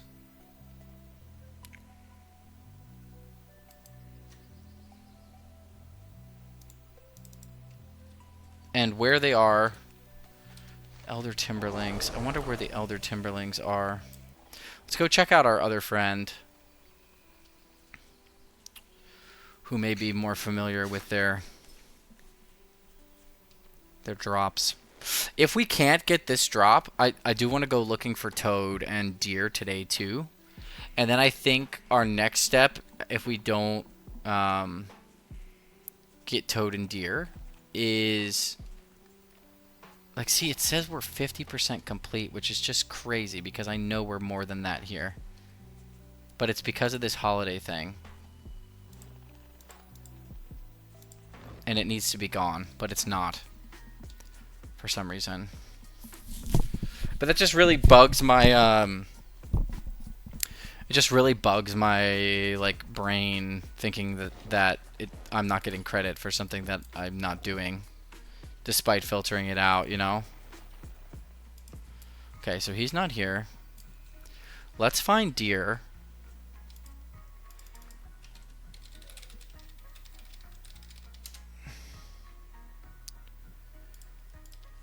We want it to be where it spawns, which is apparently it spawns in Darnassus and Darkshore. So that is the kicker. We have not been looking in Darnassus for the deer. We've been looking specifically here in this zone. So let's go do the darn thing, no pun intended. We'll fly up there real quick and we'll get the deer, and then we can also probably find toad there too, which will give us credit for completing this. One thing to note that I discovered in my journeys, and I tested this prior to starting, is purchasing or getting a item that, like, for example, now they're tracking the rare drops, which is good. Purchasing, see how it says quarterstaff and driftwood branch qualify for this appearance? Purchasing the quarterstaff does not remove the driftwood branch from all the things, and I think that's fair. I don't see any reason why that should be the case. We're trying to collect the specific item, not the specific appearance, which, I mean, I guess that is helpful. Actually, these gloves, these cured leather gloves, we might be able to get those from the vendor. We might want to do that. We'll check that out here shortly. So we know where we're going next. Oh, wait, I could have flown, couldn't I? Yeah, it's probably faster still to fly and run back real quick.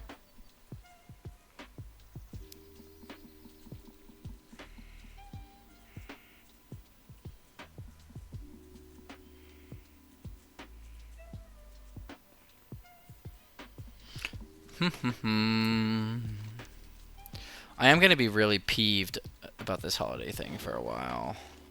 We also need to level up our cooking. Smoked sagefish is 80, 175. I guess we technically don't need to level these up yet, but we probably should, just from a completionist perspective. Like, where would you like to fly? Okay, let's go to Darn. Again, no Hippogriff off date. Sad. We have 133 out of 100 or 924 appearances. So there's a lot of leather gear that we need to acquire. This is a long journey, guys. Like, some of this stuff we're gonna have to get creative on how to be entertaining when the time comes for some really dumb stuff.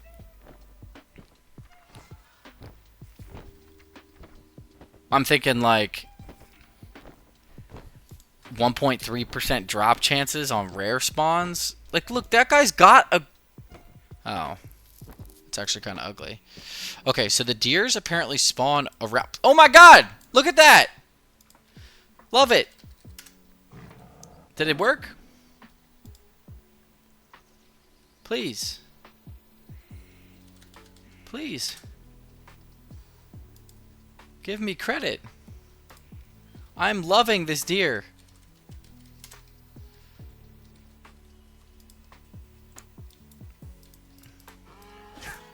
You can't tell me it's because it's not the right deer. Like that, this can't be it. I offer service with a smile. There's more deer spawns, so let's go check those out. See if that will fix our problem. Like, come on. Give the kid credit. I loved the deer.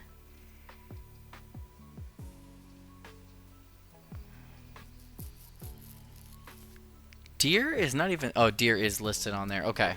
This is deer. Loved it.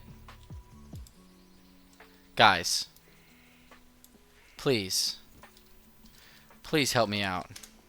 I'm loving the deer. Can you see it? Oh my god. I am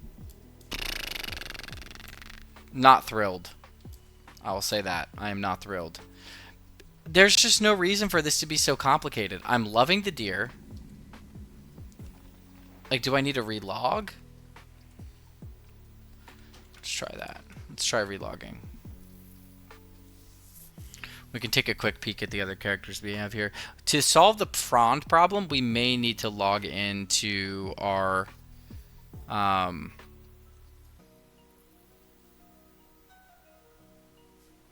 Demon Hunter and have the Demon Hunter run back here and do this. Okay.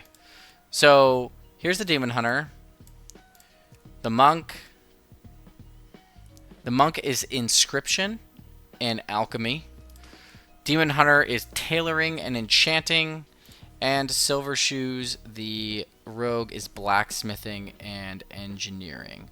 So we don't have a jewel crafter, which is not ideal. We're missing that. We also don't have a skinner and a leather worker. So we'll have to incorporate that at some point into our day-to-day. But for right now, this is what we're going with.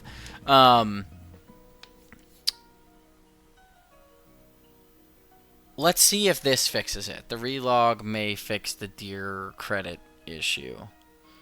Otherwise, I don't know what we're going to do about the deer either. I mean, I just think there's some things we just can't overcome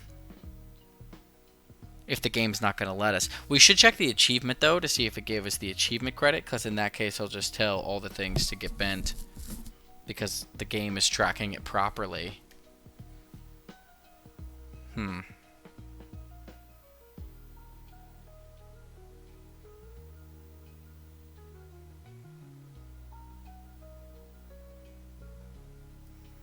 Come on, you can do it.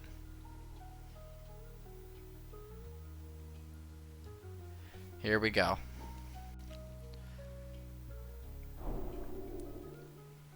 It's rebuilding everything. So deer, still no credit for deer. Is that Toad? Oh my god, guys. Toad's here. We love Toad. It sent it. It put it in chat.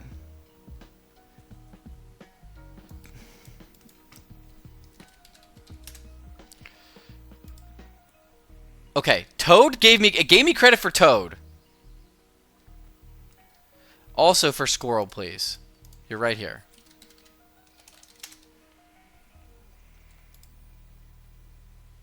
It didn't give me credit for Squirrel.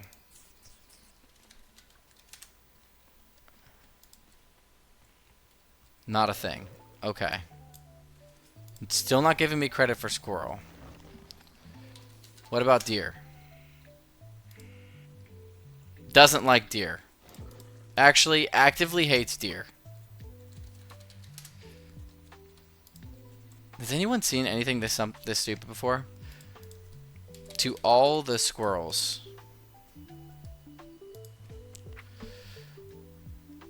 I've loved before.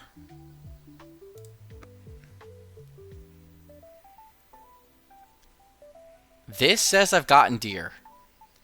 So I'm going to tell it to get bent. It says I've also gotten squirrel. So whatever all the thing says, it's lying. Because I got it. So we're going to keep moving here.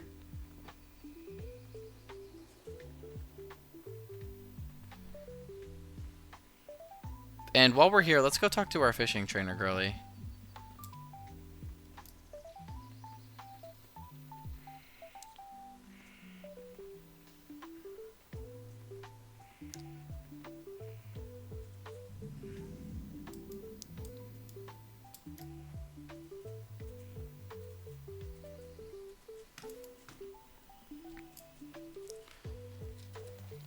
She's in here somewhere.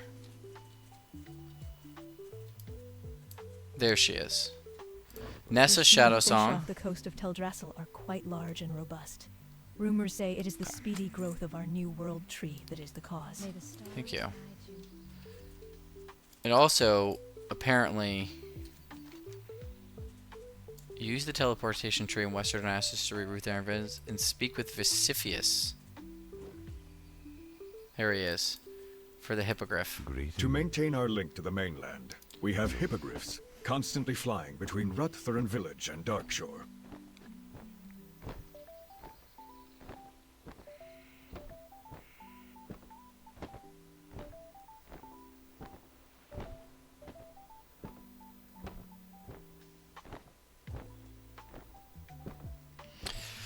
Okay. We're never going to solve the deer and squirrel problem. That's going to be a permanent issue. We're probably never going to solve the Savage Frond issue either, or whatever the hell that quest is. But now we get to do something fun. We get to go on our first loot grind. We need to kill... God, this town is so pretty right now. I mean, I know it's been utterly decimated, but look at all the greenery and everything. Okay, we got to turn in this quest. I don't want to do the cooking grind right now because I just don't think that's very fun. We need everyone we can get. Not that this is going to be much more fun, to be fair, but... The last Okay. wave of night, elves from Oberdeen attempted to escape a couple of hours ago. They stayed in their old home, clinging to the hope that it could be salvaged. But it seems they were finally forced out. I fear many of them won't make it. Okay, thank you for I letting pray us you know. not. Quickly. Oh, Dark Go Shore is down going to the be coast so the west fun. And find any survivors that you can. Like, Dark Shore We're feels like a sending real sentinels zone that we're going to and have to do. hypocrites Like, we're going to have to do so down. many Every minute quests. counts. We need to know Weird which vendor ones not to things. Cool zone drops.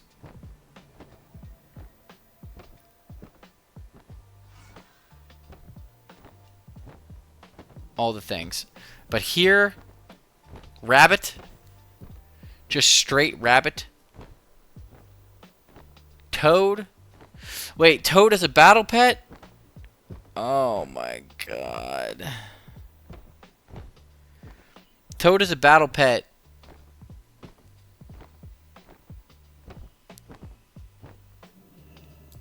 Why? Like, why?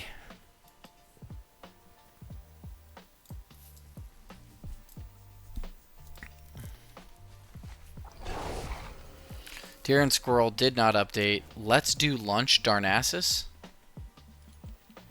Oh, these are the daily quests. We're not interacting with those. Yeah, like Reigns of the Golden King. Like these are just not gonna happen, guys. Lots of recipes, all the things we're just not gonna let happen. We're not doing Darnassus. But that's okay. We're gonna have some fun in the sun down here in Teldrassil. And we are going to... Okay, what is this event here? I am honored. Nothing. It's nothing. All of it's nothing. Let's see what we get when we get outside the city. Hopefully something actually useful and fun and exciting. Okay. So, we know we want to kill the Elder Timberlings. Very important.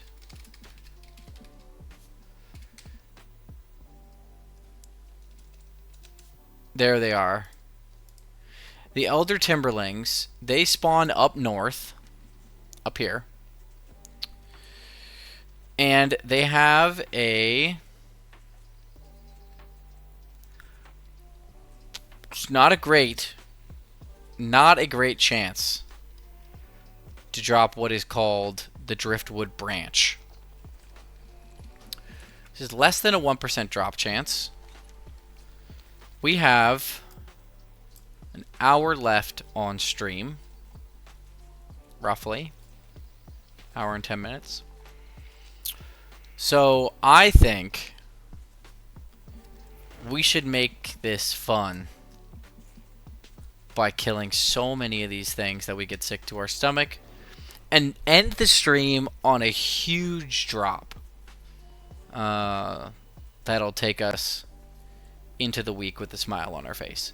So, Elder Timberlings is what we're looking for. I believe they spawn around this strange fronded plant. Okay, I was lied to. They don't. They do not spawn around the strange fronded plant. They maybe spawn over here. Oh, wait, they spawn on the river, don't they? We've seen them before. We should have remembered this. We're experts in this zone now, remember? Red-tailed chipmunks, fawns. We still need rabbits. And toads, allegedly. And the deer which we have not loved here, but we don't need to because we've done it. Alright, there's the Elder Timberlings. There's also Timberling Mire Beasts, but they do not drop it. That's a very important distinction. The Mire Beasts do not drop it. It is just these Elder Timberlings. They're the only ones that drop it. I need to get closer.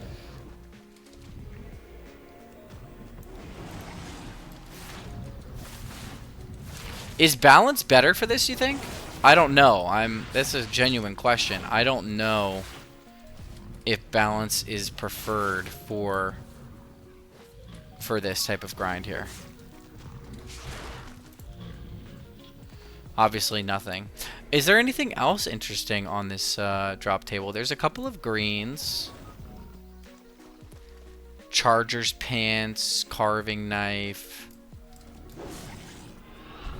Nothing too crazy in the grand scheme of things. But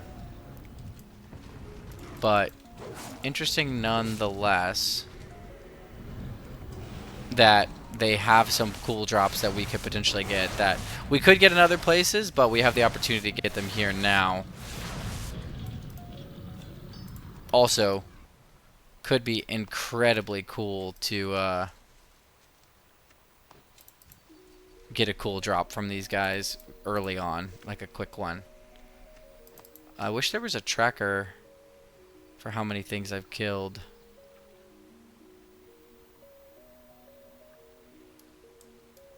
I also think I have Loot Appraiser. That could make this fun. I do.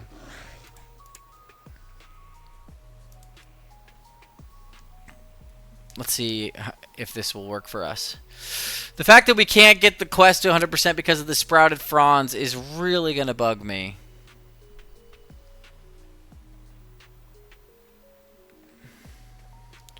Barbaric cloth cloak, heavy mace, primal legs, worn shields.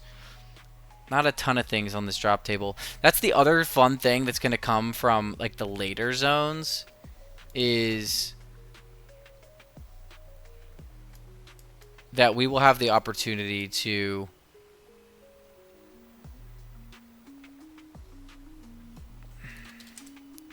there it is. Okay, Loot Appraiser. Let's do this. Let's see what we can find here. There's literally nothing else around, so we might as well just kill this thing and go. We know that the looted item value is not that high. We are not crackheads. Okay. Strap in, everyone, because here comes the Elder Timberling grind. Is this the right level to be doing this? No, we'd love to absolutely one-tap these guys and really make this efficient, but that's not the challenge that we're doing here today. The challenge we're doing here today is from level 1, zone by zone, quest by quest, interactable by interactable. Are we completing the game? Oh my god. The Timberling Mire Beasts are all down here.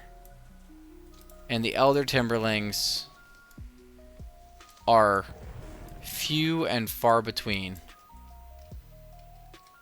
Only at the top of the river. That is a fact according to Wowhead. They only spawn at the top of the river. Do not spawn down deeper. Which means that everything that we have access to right now is just these spawns. They do provide herbs. We're not very high level herbing for them to provide good herbs yet. But they do provide herbs. Herb skill.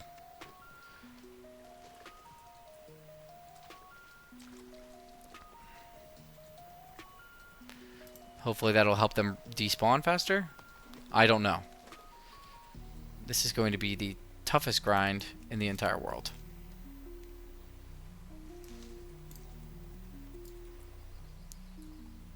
Why would they add this?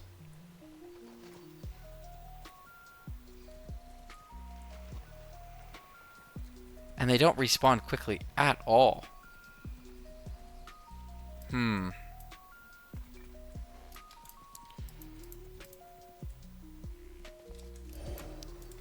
Out of range.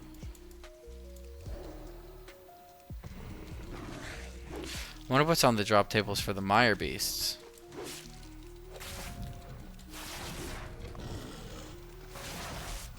Maybe there's something good on here. Oh, look at that. Battle Chain Cloak. Doesn't sell often. I don't know where Loot Appraiser's pulling this loot from. Oh my god, that thing is actually kind of clean. It only shares its appearance with one other cloak. But we have not collected it. And it looks so good. Okay, well, I don't know about you guys, but that was kind of cool. Look how good this chain cloak looks. I've never seen this cloak before. That was worth on all by itself right there. That was a worthwhile endeavor. Maybe we'll get some herbs real quick while these guys respawn. Certainly taking their sweet time, aren't they?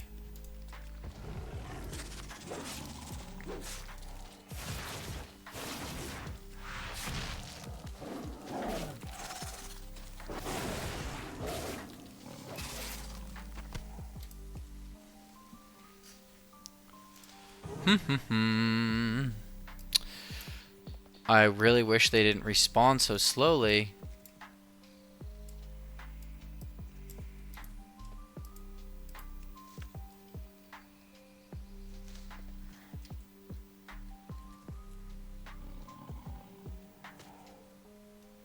Interesting. They're back now.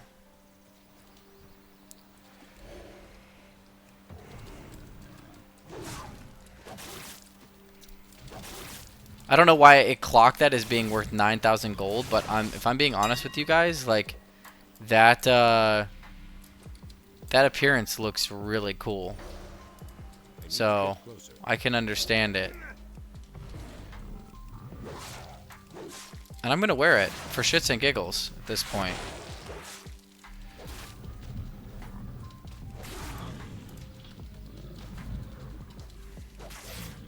Like, look at this. I don't know why it gives me like credit, like I'm gonna earn money for those potions, because they're soulbound and you drink them immediately upon looting them. So I'm just like very surprised by that.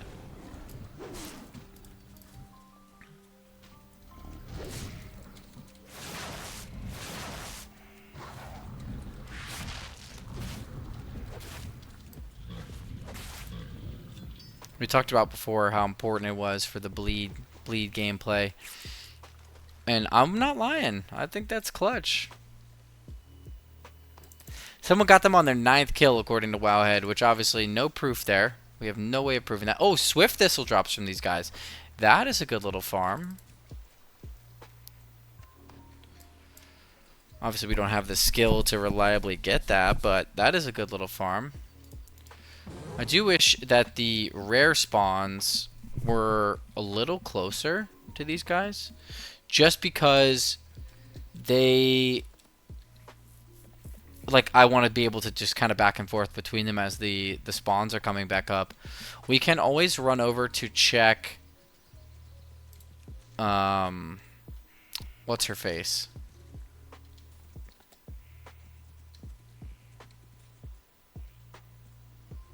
We can always go over to check the what are they called? The Harpy Girl.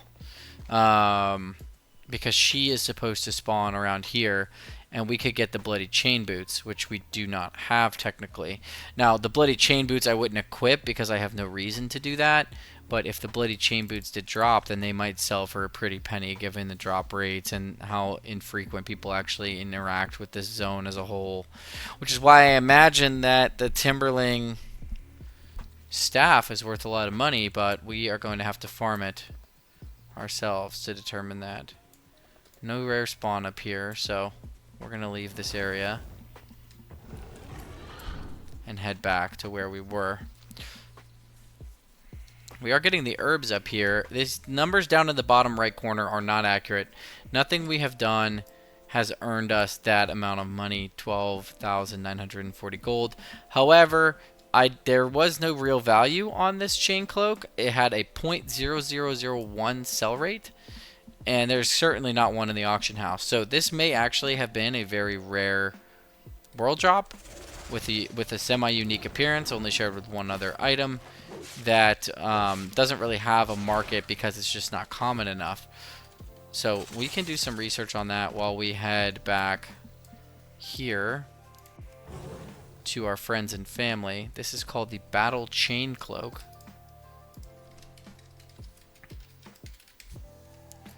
Looks like our boys are back, ready for farming. This is the Battle Chain Cloak. There it is.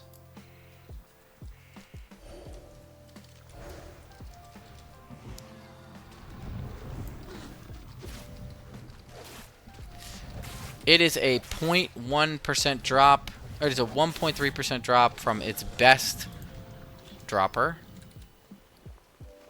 which isn't really saying much.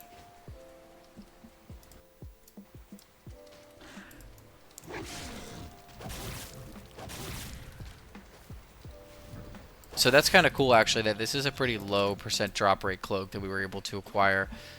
Not something that you interact with often. It's very cool that it's a low level cloak that is a long cloak. Those are not very common. And that's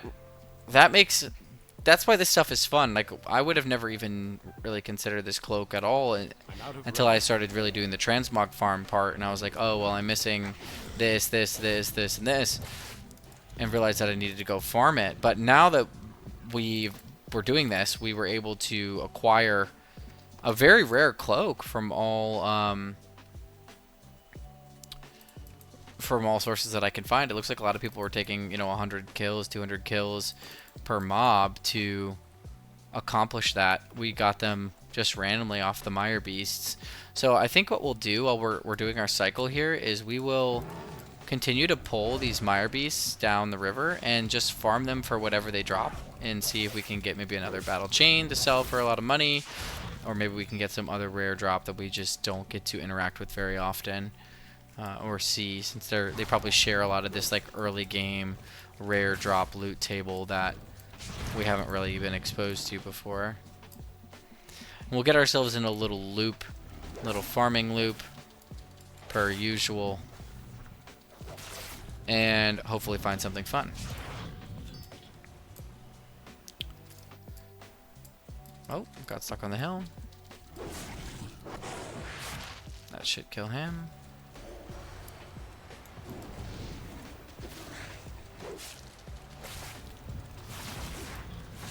They're dead.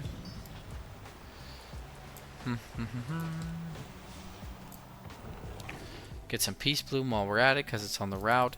And then I think if we can get this early, if we can get this to end early, if we are fortunate enough to end it early, I think it would be worth taking a look at some of the items we farmed today to calc our money. Get some sales up. We do have some auctions running on the Monk. The Monk has a couple of interesting low-level transmog pieces already in his inventory that we are going to want to hopefully sell in the future to get our gold back up after spending that 1.25 million gold on the WoW token to get Midnight. The WoW tokens, not WoW token, WoW tokens to get Midnight, we will need to recoup our lost monies. Also, the action bars love to let me know that I am too far away for Moonfire, and then let me Moonfire everything under the sun. So, that's very interesting. Oh my god, guys! We fucking did it! Holy shit. Look at that thing. There's no way it sells for this much, right? You start to question if it's really worth it. It's a really ugly appearance. I don't know, guys. That's That's pretty good luck right there.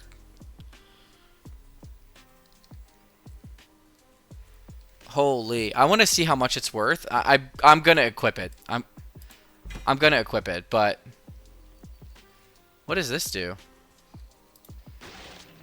Turn me into a skelly.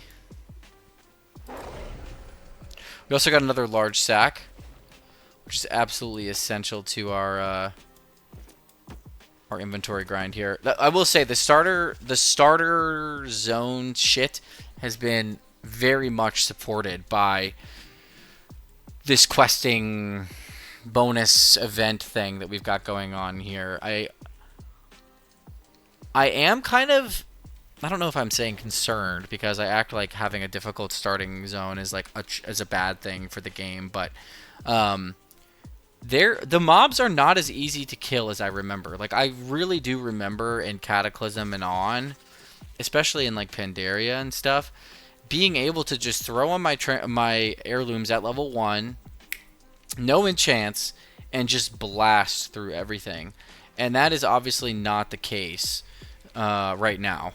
So, I mean, good for Blizzard for changing those modifiers. I think the 1 to 80 experience is so fast that, like, it's really not the end of the world. Although I will say, in our questing, level 16 is a very slow. Like, if we were doing this for speed, we would be much higher level right now than we currently are. But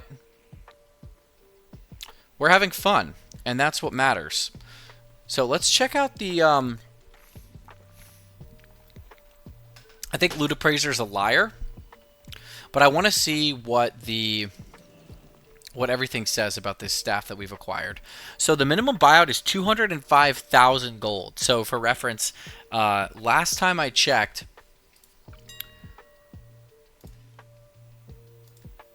no results. There are no driftwood branches on the auction house currently. Wow. And it may just because of the level. I always forget that the level really throws things off. So let's what happens if we do this? There are 2 of them on here. Not for our level. Each selling above 200,000 gold. Let's take a look at the WoW token cost. So they're 66% of a WoW token. This item is. This is a $10 drop that we just got, which isn't really a lot of money, but it's like fun to contextualize things in that way. So here we go. Huge moment for the stream. I'm not gonna lie, I don't really like being a skeleton for this moment right here. I'd prefer to be myself. So let's do that. Break through the skeleton chains, and let's equip the driftwood. Boom. We love that sound. We are thrilled that we've collected this item. That's what this challenge is all about. Obviously, we're not going to use it, but I might save it. It's kind of like our first big drop that we've gotten. I might save it as a memorial to our accomplishments thus far. So that is huge. We're really excited in that. And now we have a couple of different things that we can do. The first thing we can try to do is find a battle pet toad wherever they may spawn. And that is likely something that we're going to have to accomplish here in Darnassus, just because of the spawns that we've been able to find for toads. They are around these lily pads in here, and we might be able to find one that we can battle and capture. So let's do a quick little scan around the ponds to see if we can capture a toad. The other thing we need to capture is just a standard rabbit. That's a toad, but that is not the toad we are looking for. Let's check out the pet journal and just look up toad. Here he is, toad.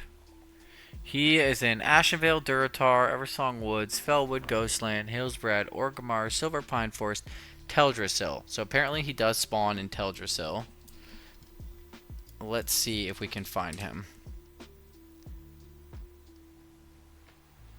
So the battle pet is the toad we want. And apparently they are in... Got it. So the battle pet toads do not spawn here.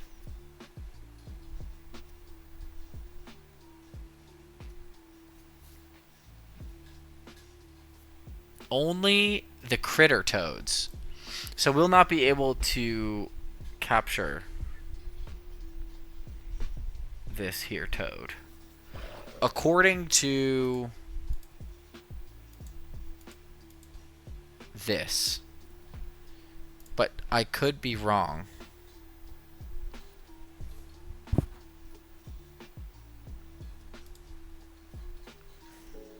Because there's the critter.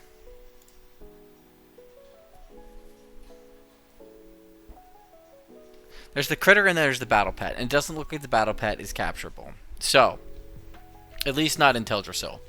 So we'll leave this be for now. And we will proceed with the other part of our journey, which is leveling cooking.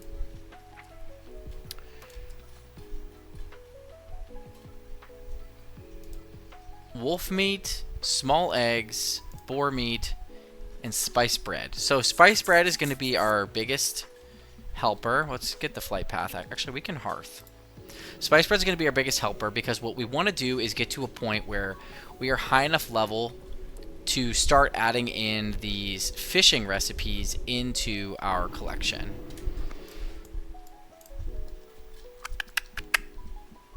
And the way that we do that is by cooking. We have 4 fishing recipes that we need to complete that come from Naoma. Adventurer. Let me know if you need any recipes or basic cooking ingredients.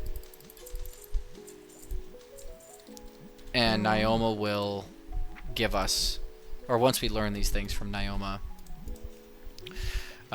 we can mark those as completed and move on from that section. So it even says on here Battle Pets, Duratar, and Elwyn Forest. So we're not gonna do these remote zone stuff. There's also this quest for Jaina's Resolution that looks like it's part of the Karasang Wilds, which is a mop quest. We won't do that until we get to mop. But really only a few things here. It's these recipes, the Gnarlpine leggings, and the Keen machete. And we have confirmed, according to the achievement, loved a deer before. So we are going to leave the deer out of this. So it's really just the machete, the leggings, and these cooking recipes. And even though Teldrassil's percentage completed does not say very high, it is because of the holiday event, and we will be done with this zone and can move on to the next zone, which is Darkshore. We're really excited for Darkshore. It's going to be a lot of fun. I don't know why this is just absolutely busted all the time and just tries to tell me that I'm looking at the wrong cooking, when really what we're trying to look at here is classic cooking. Look at all these all the things items here for cooking that we will eventually get. I mean, that's the goal, right? We will eventually have all of those done. Let's talk to the cooking trader. Hello, hero. If you'd like to learn a thing or two about cooking, please Calderai spider kebab, that is something we will probably be able to cook. Small spider legs are incredibly helpful, and that might actually be the right farm for us to take if we can stomach it. Let's see what recipes we have. I could have sworn there was another recipe.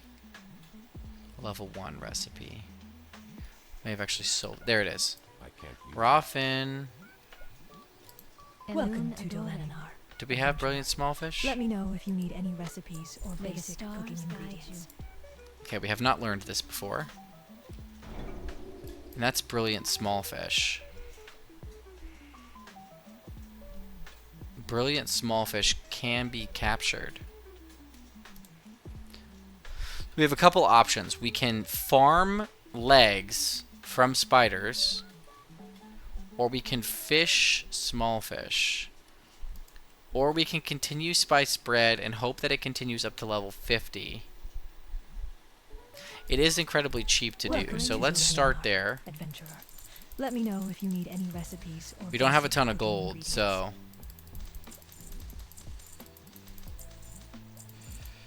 we do have to get to 150 cooking, so like we have to be very cognizant of that.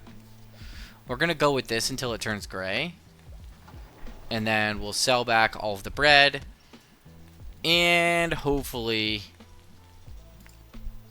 get exactly what we need.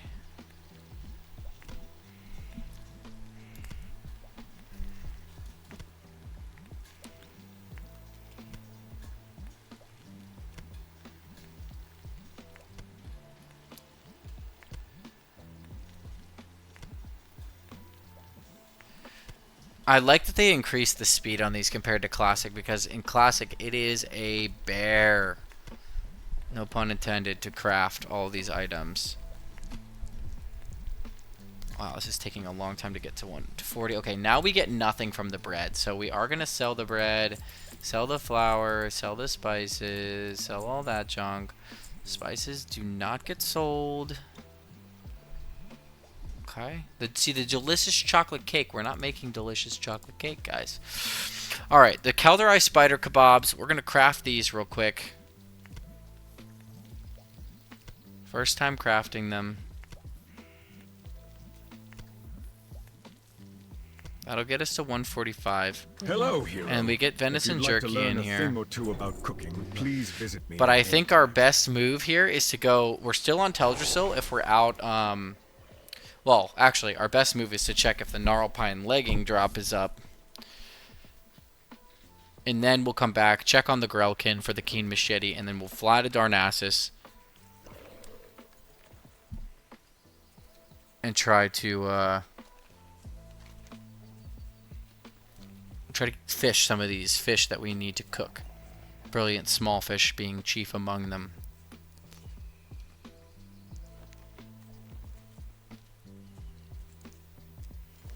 I mean, this may be a long fishing grind for us to accomplish this goal. Oh, Ursol guy. You have not spawned, my brother. That is a shame.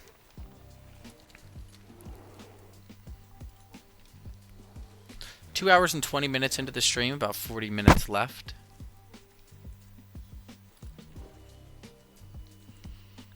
Trying to be productive. We've been very productive today. I mean, we've almost gotten the entire zone cleared. Outside of some of these weird oddities. The sprouted fronds, I am going to want to figure that one out. I think that is something that we are going to need to get on an alt to do. Which, if we have time, if we get some good drops, if we get lucky with some of this cooking, then I am going to be perfectly comfortable proceeding. The other question that we could ask ourselves is, like, do we ultimately care about the cooking recipes when cooking is something we're already going to level elsewhere, and it may actually make less sense to farm it here versus farming it later from like an engagement perspective. We are not going to love sitting there fishing for 100 hours, but we also do need to level fishing at some point. So, like, why not now is a very valid question. And he's usually spawning in this room right here. And usually he's pretty obvious when you first walk in. So it looks like he has been killed and is not currently spawned.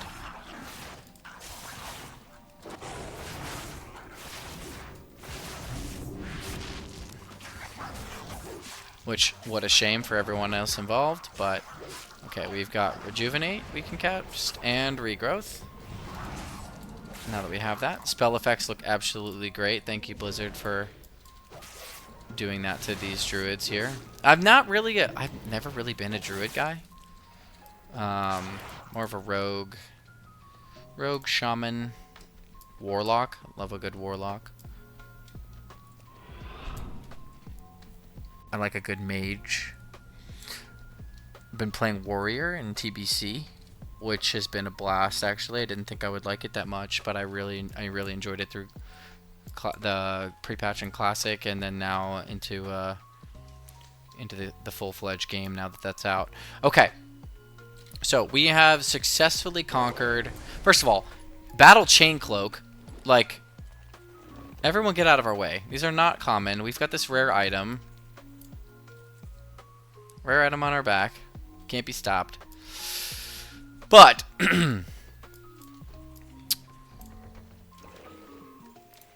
where would you like to fly? I would like to go to Ritharan Village, thank you very much. And so we'll fly out here. We're gonna learn fishing, equip the fishing rod, start to fish some of these brilliant small fish up, and and go from there.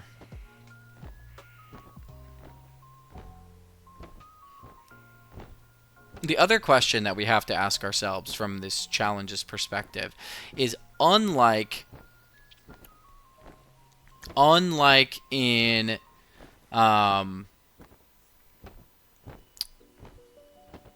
the gold challenges that I've been inspired by, we don't have a way to keep pushing forward even when we're not pushing forward, if that makes sense. So the best way I can describe that is, in the gold challenges, every action that's being taken is in service of the goal, even if it's not great. Like, for example, we were killing those timberlings earlier and they were dropping these like inert elemental grains, right? Technically,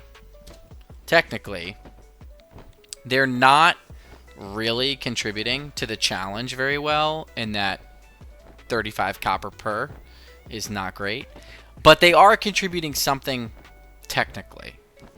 When we're doing this challenge, particularly when we get down to the situation that we have right now with the rares, the keen machete issue that we're dealing with, we are actively not moving things forward when those guys are not up. So the alternative would be to sit in their cave around the area and kill stuff mindlessly. But unlike the gold challenge, where killing the stuff mindlessly could still result in drops, etc., that contribute to the challenge, ours don't necessarily do that. Now, we are very early in the challenge. We have a lot of like early level greens and common items that, oh my god, I should have taken the teleporter. This is the longest flight path I've ever been on. But so there are a lot of early level greens and stuff that we could say, yes, actually, we are gaining from this. We are getting things. The battle chain cloak is a perfect example of that. We didn't even know that existed. However, if I kill 10,000 Grelkin and I'm waiting for Thragil to respawn, and his respawn rate is every 20 minutes or something like that, eventually there's really not going to be much left to grind out of those Grell. They do drop some linen cloth, not at high volume, but they do technically drop it. So there is some wins, but ultimately that will suck. So the other alternative that we can have within this system is that we agree that these rares, we're going to check on them infrequently and come back to them and hopefully get their drops eventually. I don't necessarily love that from a completionist perspective, but who am I to judge? Okay, we have fishing in every zone now. The fish off the coast of Teldrassil And are quite large and robust. Rumors say it is the speedy growth of our new world tree that is the cause. We will put the fishing rod on, and we will equip the bubble. Now, how do I get to my profession? Okay, there it is. Fishing journal. Put the bubble on. And now we'll go fishing here and see what kind of fish we get. The water is too shallow. There we go. I'll put it on my bars real quick while we're doing this grind here. This is a quick little fun grind. We'll see what we can get on the fishing side here. I'm hoping for a tiny fish so we can get... That's not helpful for anyone. But we do have to get fishing done eventually, so we're not necessarily wasting time here.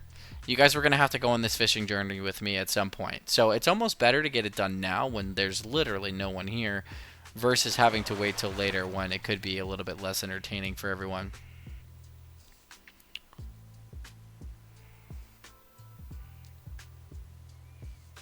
Hopefully you brought snacks, because that might be essential here. What level are we dealing with on the level 4? I don't know what level the tasty fish start to spawn, but I imagine the tasty fish are kind of like our go-to drop here, because that's what we're trying to cook. You're trying to cook these tasty fish up.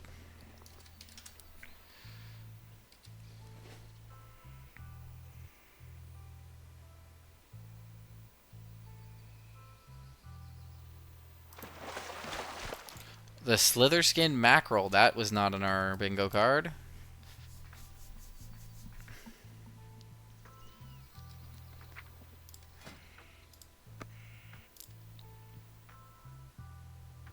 Brilliant Small Fish.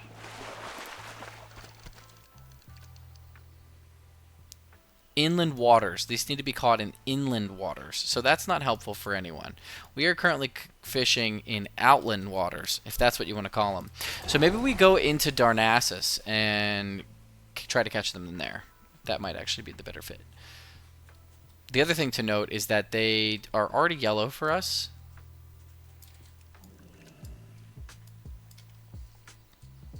Which sucks.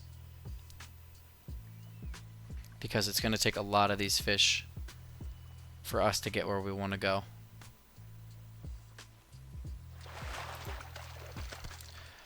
Raw lockjaw mud snapper. I don't know if they're in our fishing table. Yeah, they are. Okay, so those will be helpful when we get to level 50, which is good. These do actually sell for some silver. Not a ton. Not worth the cast in the grand scheme of things, but... Inland waters and waterways.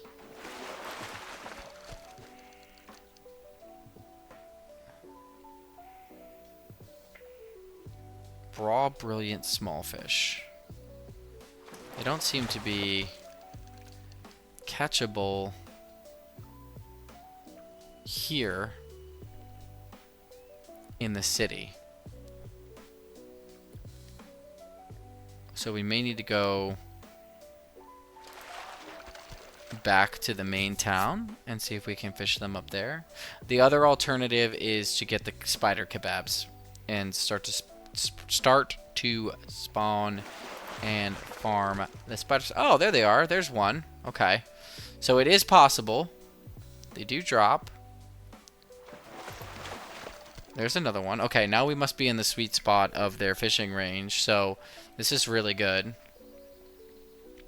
We really only need 10, 15 of them, and then like 20 or 30 of these raw lockjaw mud snappers, and we will be able to get ourselves to smoke sagefish, which that is their own separate issue. And then sagefish delight is 175. I'm gonna forego 175 cooking in this zone. Whoa! Okay, look at that, guys. Little fishing drop. 22-pound catfish. Nothing crazy, but it is technically here.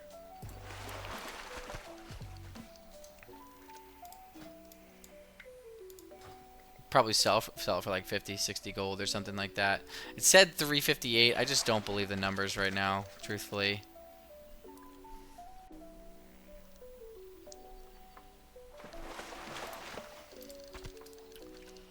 We are casting and getting... We're actually getting stuff that's useful for our grind. The Fortuitous Satchel is a big slotted bag that we got from the current event going on right now. And if you're not engaging with the event, I definitely recommend doing it. Not that it's going to change your life, but it is kind of cool to get these random potions that kind of change how your character interacts with the world.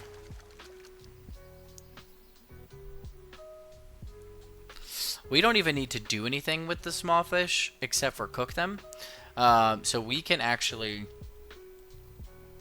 just put the cooking fire right next to us and work on it while we're standing here.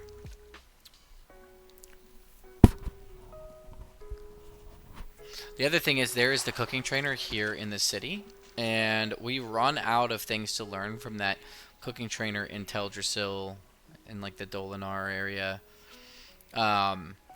pretty quickly. I think he only has a few recipes for us.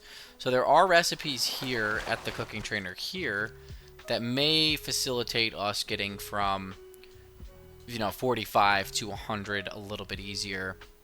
And I think being at level 100 at this point is fair. I don't see any reason to consume or work towards 175. I think that's going to be a little bit harder for us to even get the materials for those cooking items here in Teldrassil. But 100 is 100% doable with the tools at our disposal with fishing and all those fun things. We haven't even left here except for the one time that we went to Darkshore to turn in the one quest that was attached. So we don't really have access to a lot of other resources right now. And that's pretty typical of a challenge like this. You just don't have infinite access, and that's okay. That's part of what makes this exciting is we're going to be doing things a little bit unorthodox where necessary. I mean, I think leveraging Darnassus for the petting of the different creatures was a pretty smart move. Darnassus is technically in Teldrassil, despite the fact that we're not 100%ing Darnassus. But you can see why. It is an absolute pain in the butt. There are achievements for fishing here. There are achievements for cooking here. There's achievements for loving critters here that it still won't give me credit for loving the deer for some freaking reason. There's also things like we would have to go dungeon grinding because we would want to get exalted, and we couldn't leave this zone until we got exalted with Darnassus and Gilneas, and we would get experience and reputation wearing the tabards, and we'd have to grind that out, which wouldn't be very entertaining for anyone. We'd also be very high level, and that also kind of takes away from this process, I think. I feel like leveling and getting access to different things as a part of the challenge while we're accomplishing things makes it way more interesting than being level 80 running around and one-tapping everything. We will get to that point where we are doing that, and you know that it will have its own perks, but for right now I think engaging with the content the way it's kind of supposed to be, quote unquote, makes the early parts of this challenge really exciting and enjoyable. So alright, I think we're gonna give ourselves 8 more minutes of fishing here, which will put us 20 minutes left in the stream. We will go back and check on the last of those rares that we still need to get the drops from. And then we will return to the city, finish up our cooking, and hopefully at that point we will be around the 3-hour mark and can end the stream on a high note. But I think getting the Driftwood branch with its small drop rate, getting this cloak surprisingly and suddenly with its drop rate, is an incredibly big win. 2 1% drops according to Wowhead, 2 less than 1% drops according to Wowhead in one night really makes this grind exciting. And also the cloak is absolutely beautiful, so we'll be wearing it for a long time to show off this accomplishment of ours. And here's the thing, I would have never even known this cloak existed. I could have gone my entire life never seeing it, running past people who incorporate it as a core tenet of their transmog, and never batted an eye. But here we are on a Sunday night with chill beats playing,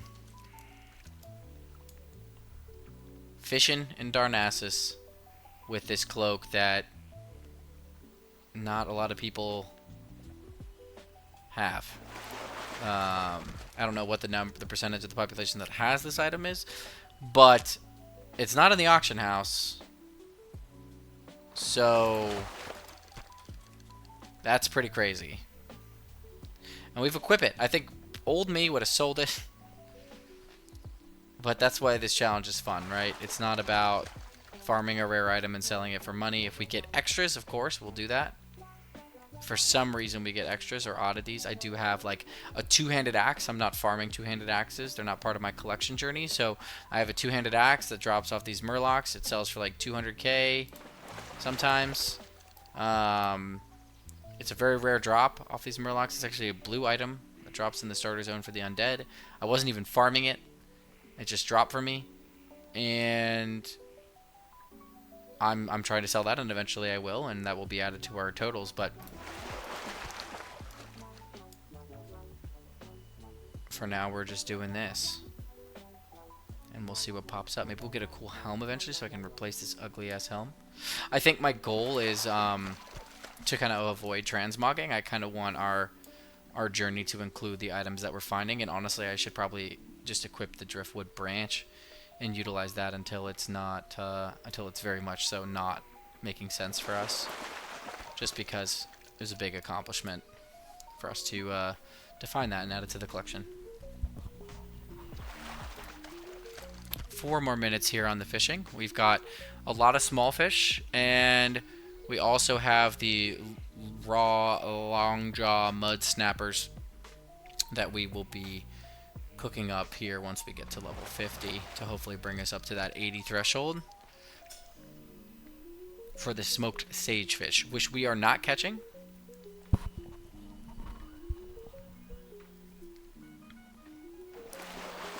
Yet. I don't even know if they drop in here.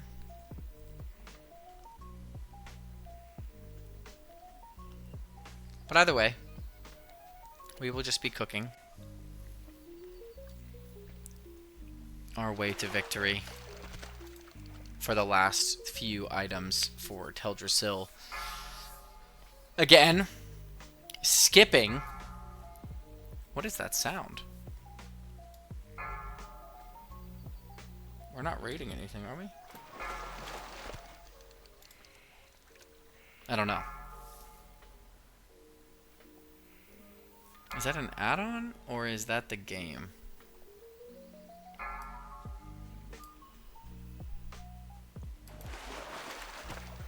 I don't know. Okay, but it stopped, so. A few more casts here. We need to go from 50 to 80. We have 25 of the lockjaw mud snappers here and 12 of these brilliant smallfish. So I think that should be enough, but I don't know what level the mud snappers transform into yellow or green skill gain. So we'll have to keep an eye on that as we have 2 minutes left in this journey.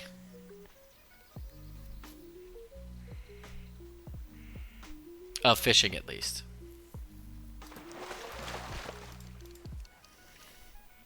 Look at that fishing rod.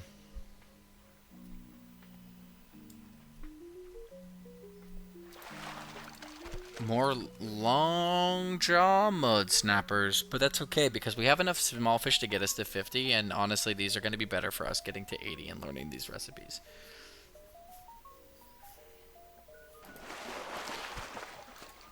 And we will also post this catfish before we leave, just to see. I think we try to sell it for 100 gold. It looks like min buyout's 178. Sale average. It keeps saying 1 silver for sale average on a lot of things. I just don't think that's accurate. I think TSM is right now. This will be the last cast of our rod. Hopefully something good comes of this. A small fish. Okay. So we're going to equip the driftwood branch because we earned it. And then we are going to go to the auction house real quick to sell these fish. And then we will head back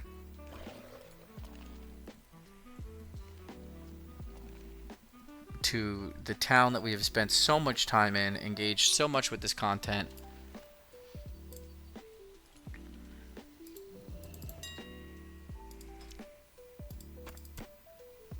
Yeah, 178. Let's sell it for 100. Just a quick 100 gold. Never killed anyone. Infantry leggings, they're not worth it. Bristle whiskeys, like, see, these things aren't really worth much money. Raw slither skin mackerels are worth 30 silver each. That's way more than the auction house. Way more than the vendor would buy them from us for, and I have no use for them right now, so I am going to just take advantage of that. Hopefully sell that.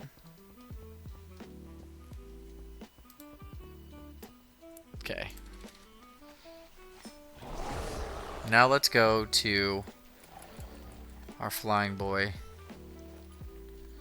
and have him transport us back.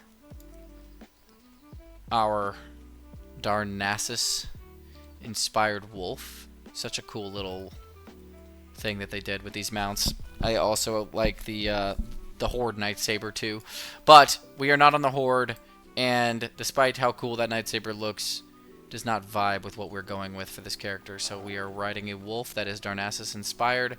If we could ride this cat right here, we certainly would. Or not. So, let's go to Dolinar. Now, do I have all the cat mounts? Swift Storm Saber, Mist Saber, and Frost Saber. Striped, it does not look like we have all of them.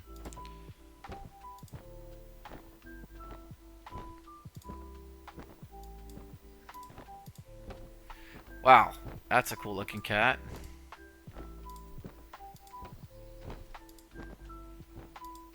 That one's also cool. So we need the spotted, striped. We need all of these. Not this one. And we will buy them. They will add to our mount collection. We'll get the 2 hit. Oh my god, I am gonna have to do this eventually, aren't I?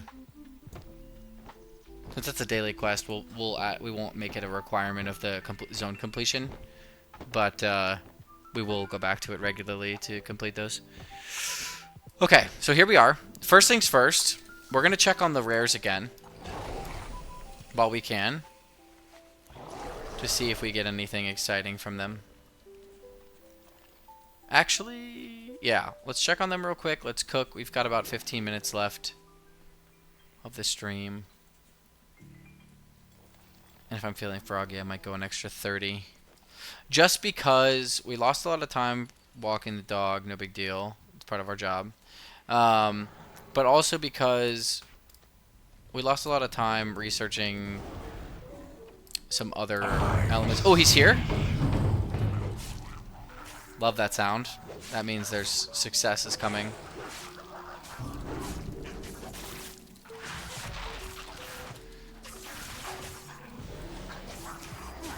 Do this. Bark skin. Do that. And go. Throw Grill does run away. And he's not getting far. There's a level up. Love to see that. We haven't had a lot of level ups today. We went from level 10 to 17. Not a ton. We don't expect to level super quickly with this process, so I don't want anyone to think that... Oh, I got excited. I got excited. Nope, just a small black pouch. Nothing that we are... nothing that we are able to accomplish with that. Okay, that guy's gonna die slowly. We did get new potions to refresh our buffs. Which, I mean... Not the coolest thing in the world, but it is technically a thing, so proud of us. We're gonna get a tag on this just to see if we get any cool loot.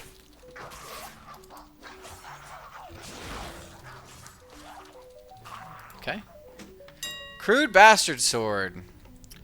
I'm gonna imagine that this is not worth a lot of money, but I don't have it in my collection, so I am just gonna add it, and then we'll just sell it off. Okay. Maximum energy increased by 20, while Stealth Rake will stun the target. Ferocious Bite deals 15% increased damage. Sabretooth is a very cool ability. But Swipe...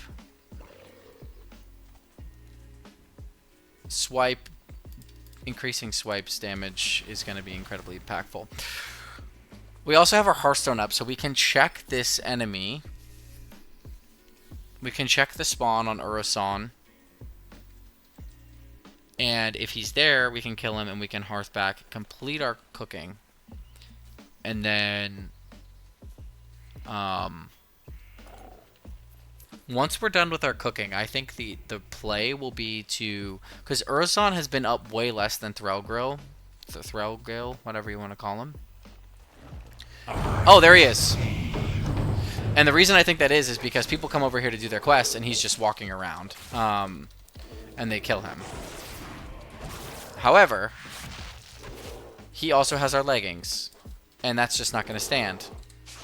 So please drop them here, because we can end today on an absolutely massive win. 3 rare drop items could be here. Damn it. Okay. That's fine. We didn't expect much. Let's hearth back. So my thought process would be, see what these Gnarlpines drop just for fun. And we're just going to be around here killing them, herbing, all the whole 9, right? And from there, we can catch him every time he spawns, kill him immediately. Also, get him on a timer, determine how long his timer is. We'll have Threlgrill on a timer too. and trying to understand like what the Hello, timing hero. associated with that is. If you'd Okay. like to learn a thing or two about cooking, I wouldn't please like to visit right now, me at thank any you. time. Okay, so we've got the small fish. We need to create all these. These will get us to where we want to be at 50. But we're gonna cook the whole lot here. I've already eaten this food, it appears, so it's not relevant for the achievement. Actually, I've gotten that achievement already, so we're not gonna see that pop up. Okay. Now let's not try to fool ourselves. We're gonna collect the long jaw mud snapper. We're also gonna confirm there's Hello, nothing hero. left to learn If here. you'd like There to learn a is. thing or two about cooking, please Fillet of visit me at frenzy. any time. Soft frenzy flesh. Okay. Now, this should get us, if this is right, this should get us to where we need to go.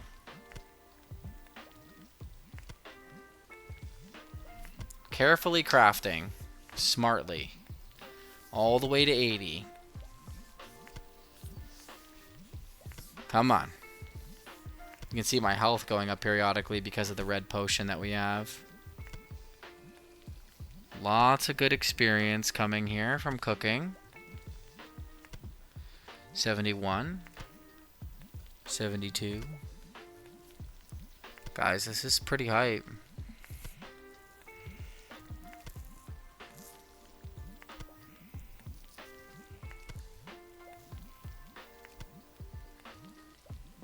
Let's go. We got to 80. That's a big win for us.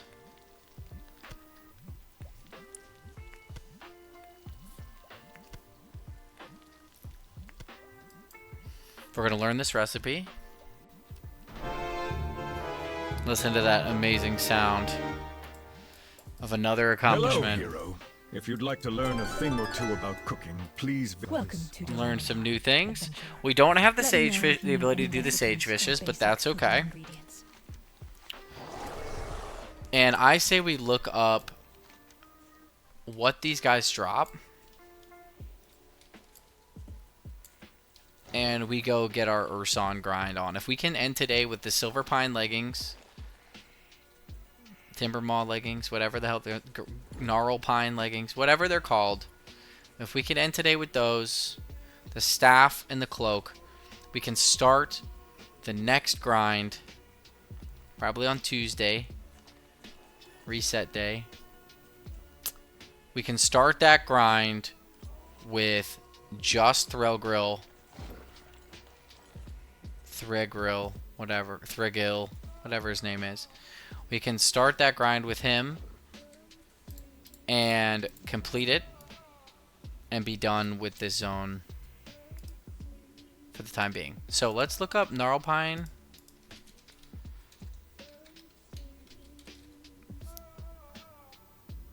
Gardeners. And I think they have Ursas too. Ursa. There we go. Gnarlpine Ursa. And do they have any cool drops? Looks like they drop just a bunch of white items. Yeti milk? Never heard of these things before.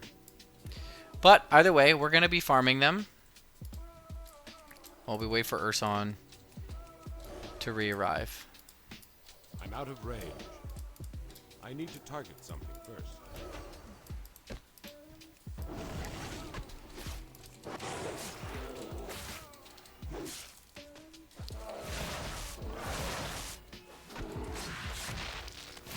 Swipe doing more damage. Nice. Crack short bow. No one's gaining from that.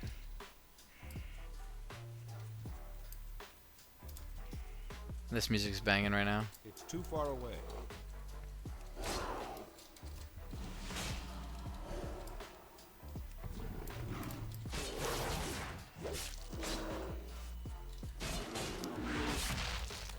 You just gotta bleed him up, you know? Just show him who's boss. Give him the classic swipe. Don't let him take advantage of you, you know? Greater healing potion. We don't care. The Gnarlpine I'm warriors. out of range. Pull those in.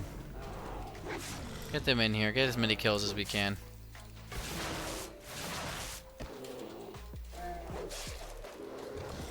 Whirlwind? What a crazy spell to cast. Linen cloth. Okay, so we are getting linen out of this, which is important to our grind.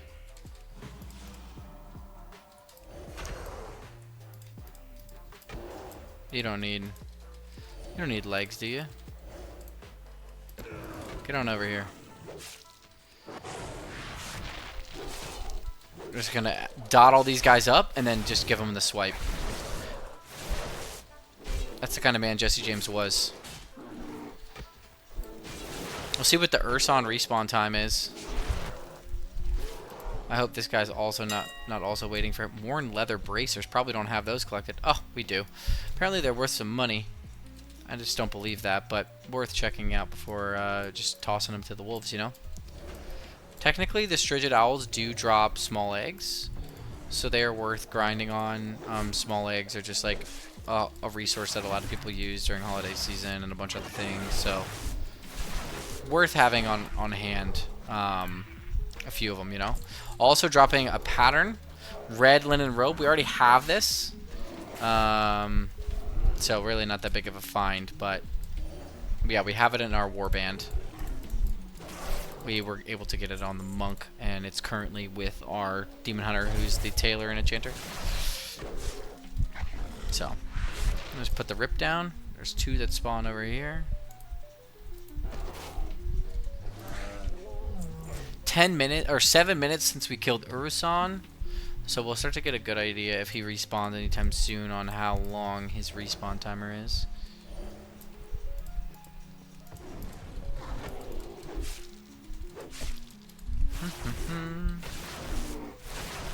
I'm gonna bleed you up. Whirlwind is a crazy spell to cast. Okay. I just really like these new resto druid casts. They look awesome.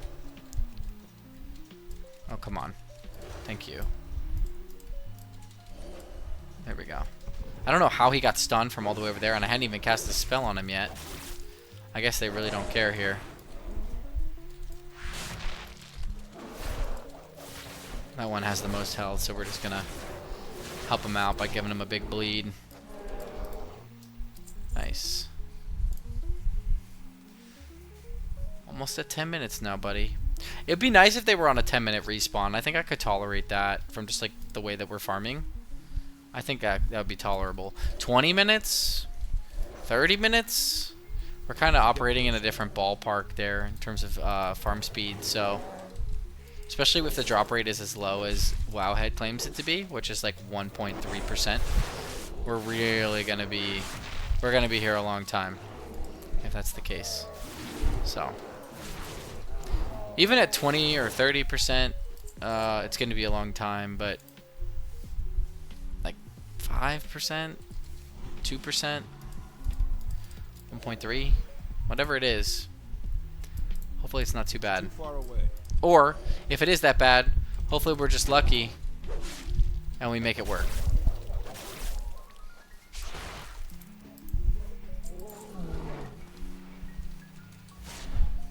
It's stunning him, so he's unable to get over here to be killed. The downsides of being stacked with these potions that also don't drop very often anymore. I think I may have broken them. I don't know why I raked there. I should have just bitten.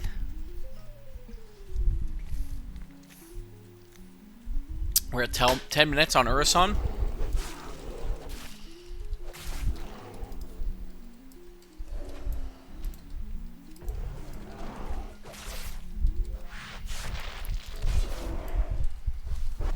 Wonder if Wowhead will tell us what their average respawn rate is.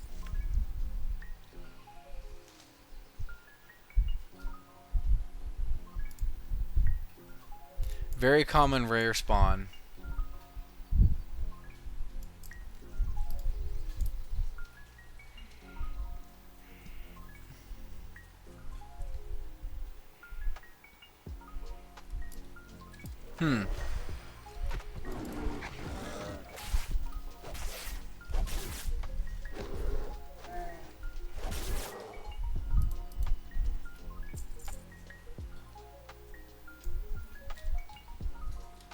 Interesting. Seems to have a 25-minute respawn according to the internet. And if that's the case, then what I say we do, what I would recommend we do, which this is my job to do,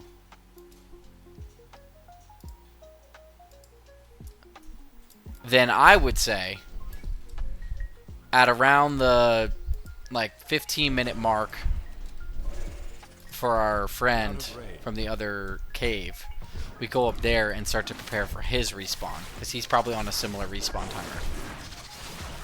And then once he's dead, we can come back here really quickly and catch Urasan's respawn.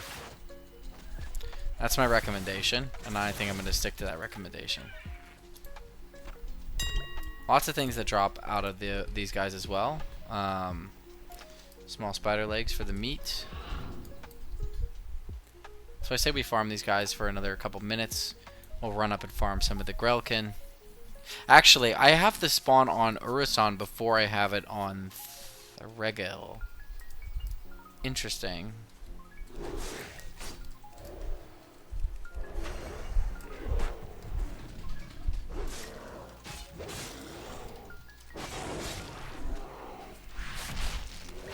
Interesting, interesting, interesting.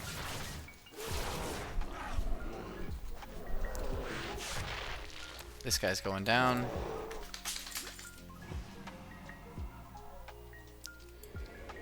So we have 7 more minutes of this farm here.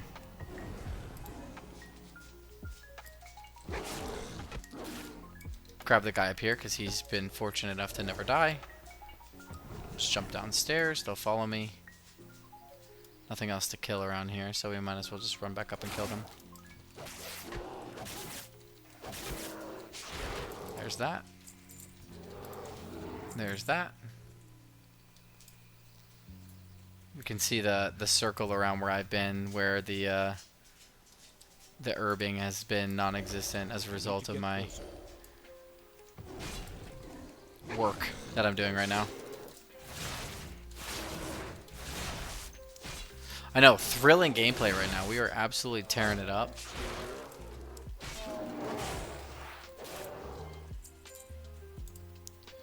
We're gonna go get some herbs. Ultimately, we're just kind of hanging out, wasting time until he respawns, so.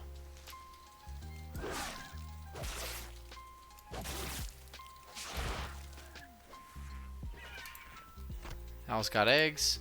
Mage Royal is a really clutch herb to get. I think they sell pretty well too. Not while we're in combat. There we go.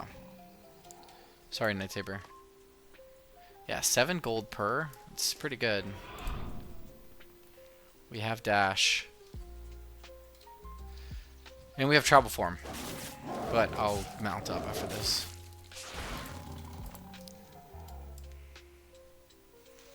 Okay. Now let's go get this guy. He's got to be back here soon. 15-minute mark coming up quickly. He spawns right here.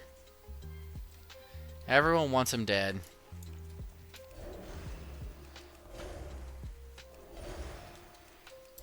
Can we get this warrior up here? Yep, we can. Okay.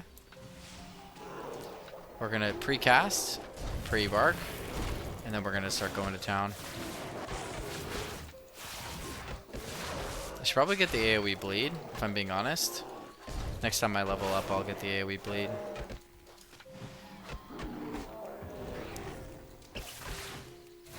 There we go. They'll come back eventually. They always do.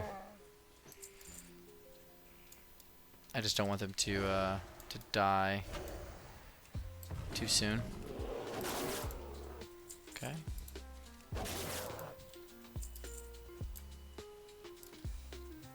No Urasan still. think we have plenty of gap here to go up and run and grab these herbs. Silver leaf, silver leaf, silver leaf.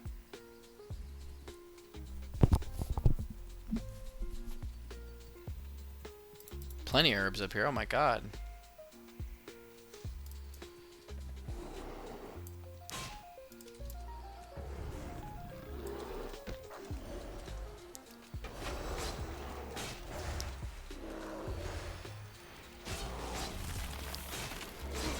Can't interrupt me while I'm doing that.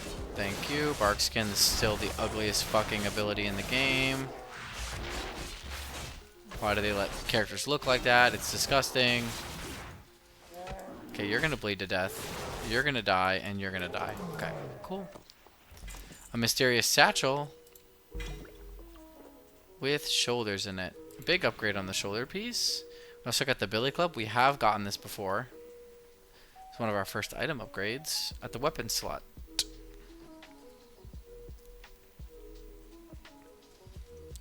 It's saying I have expired auctions, but I don't have any mail, so I think that's wrong. We'll just do a quick this and a quick this. He should be spawning soon.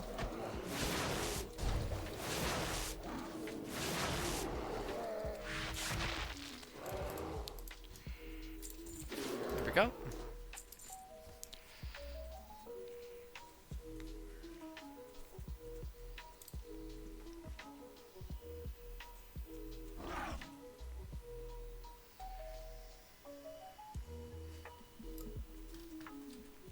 Okay, Gnarlpine. Gnarlpine.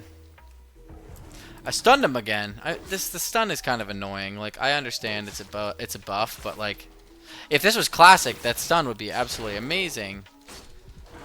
But I really, frankly, couldn't give a shit less about the stun here.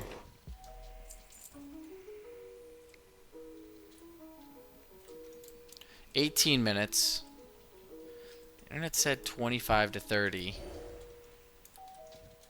But something tells me the gods are going to bless us with a 20-minute respawn.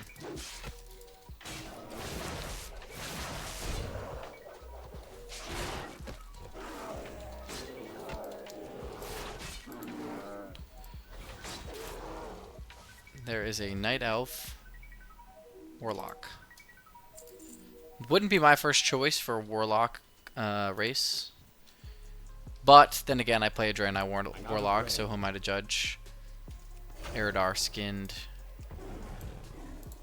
I think that's just the way to go.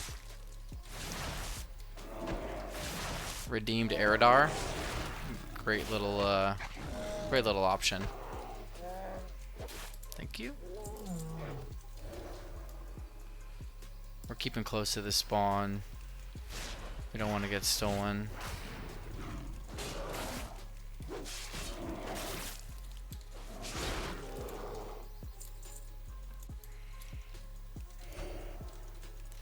Get the gardener. Come on. Yep. Now the warrior. It's too far away. Yep. All these guys will come hang out with us here.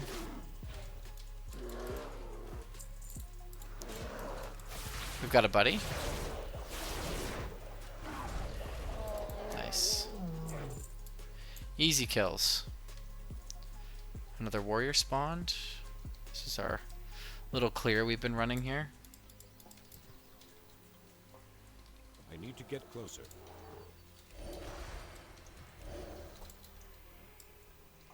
We gotta stay close, just in case Urasan comes back up.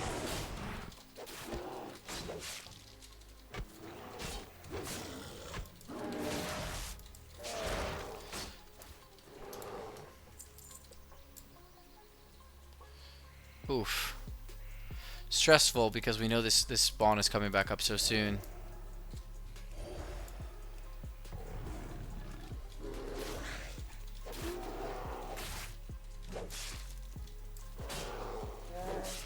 I bet Thelgrill is up. I just realized that I actually got this guy second on the spawn, not first. So I'm gonna run over there.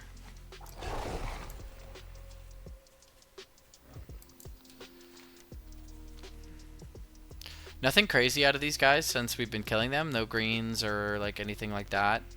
think we got like the crude bastard sword and the billy club, which really aren't really needle movers in any way, shape, or form.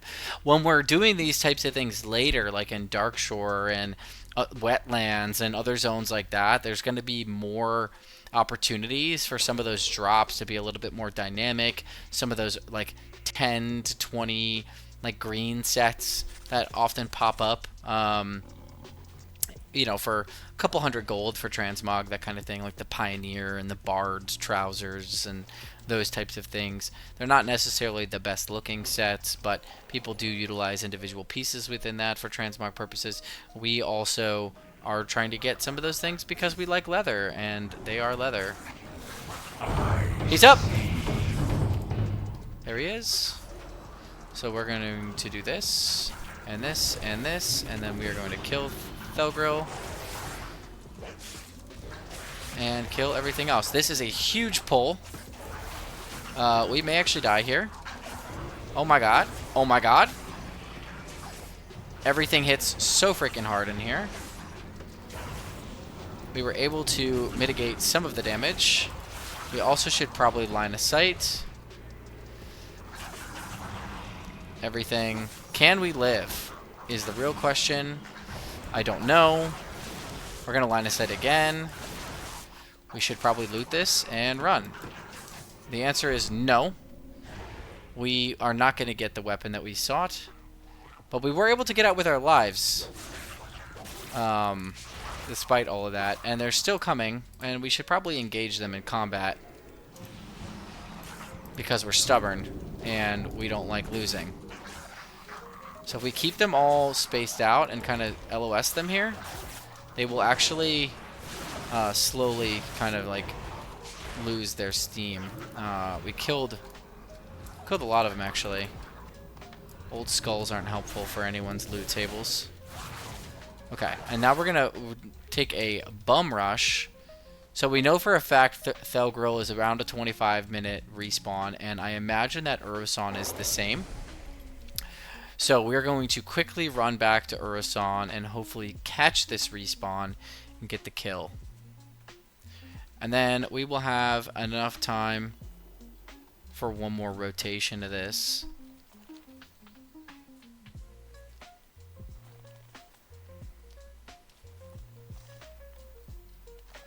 To hopefully successfully get all the drops.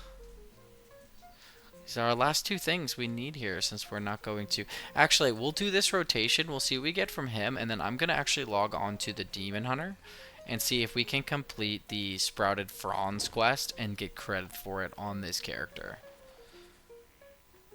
He should be respawning anytime soon here. If he was recently killed by someone, his body should still have been here. We were only gone for about 2 minutes.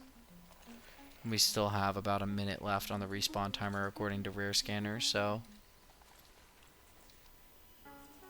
around a 25-minute respawn timer sounds fair. I wish it was shorter, but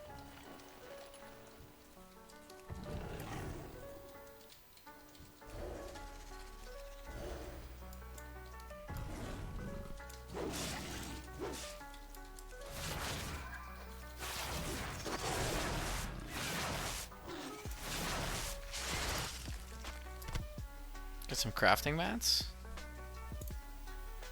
I know you spawn over here, bud. You're getting close.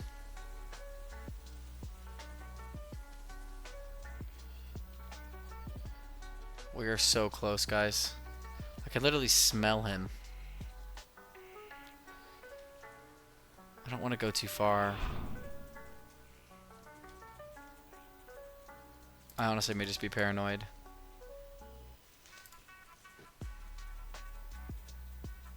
I just don't know what the range on Rare Scanner is, so like I want to be close enough to trigger the Rare Scanner. I've never seen that many Grelkin spawn at one time in that cave. Like, I've killed that guy like 3 or 4 times now, and it's usually maybe like 3 mobs that we fight, but that time was wild.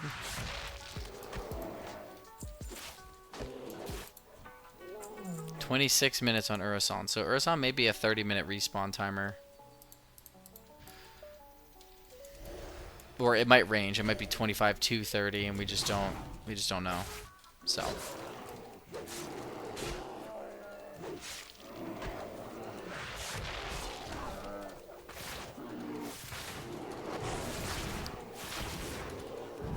Oh, level 18, guys. That's big. What do we want to get? Remove corruption, stamina, wild growth, starfire. We have no reason to get moonkin form. We don't have any reason for any of that either.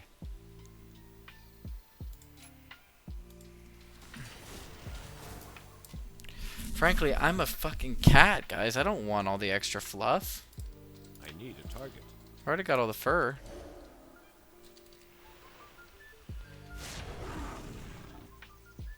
Urasan has not spawned yet.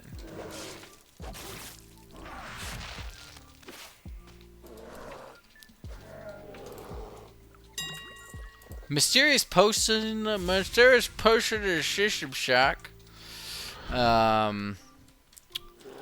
Cool.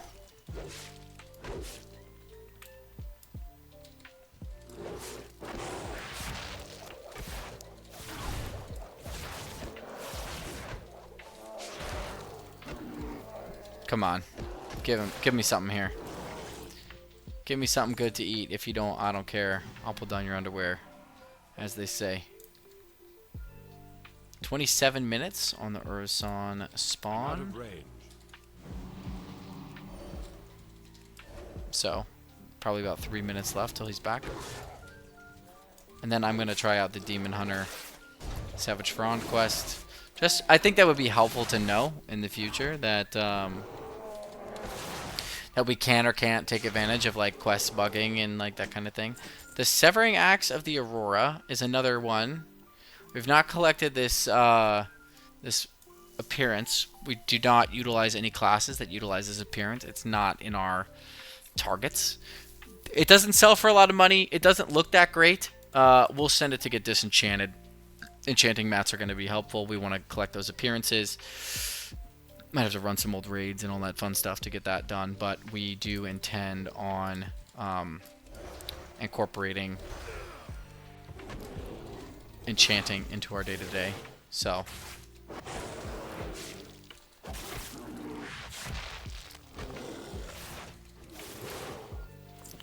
alright, there's a bunch of herbs over here and not a lot of Urson spawn, but oh my god, he's 1 minute away probably, so let's not go too far.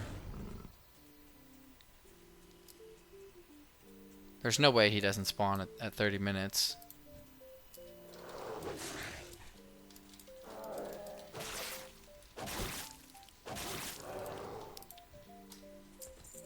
It's coming.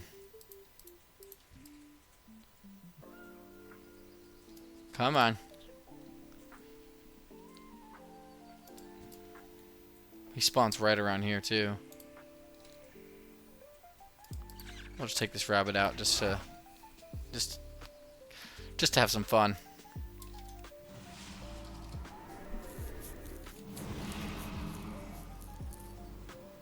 There's the 30-minute mark. Still no spawn from him. Wow. Wait, there he is. I see. Nice.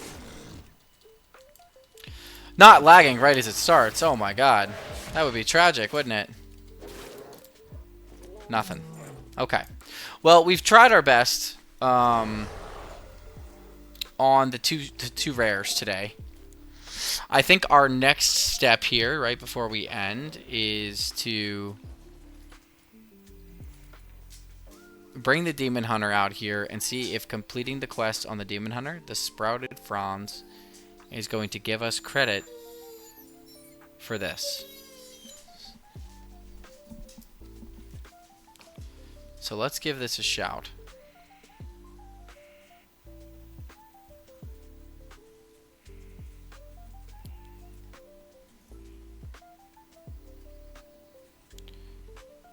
Please ignore this gold value down here. It is, for some reason, this gold tracker here just, it counts the potions that you loot that are included in this event, this midnight pre-patch event. It counts them as worth gold. And that's not what we want.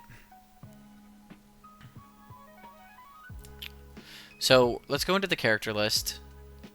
Let's take Sildelinia here. Sildelinia here. Sildelinia, what the... and let's have her take advantage of this quest. So it's the Frond quest. Frond. Not Savage Frond. Is it quest the Shimmering Frond? There it is. It is in the top left corner of the map. And we bring this Frond to him. And then we get the sprouted Frond.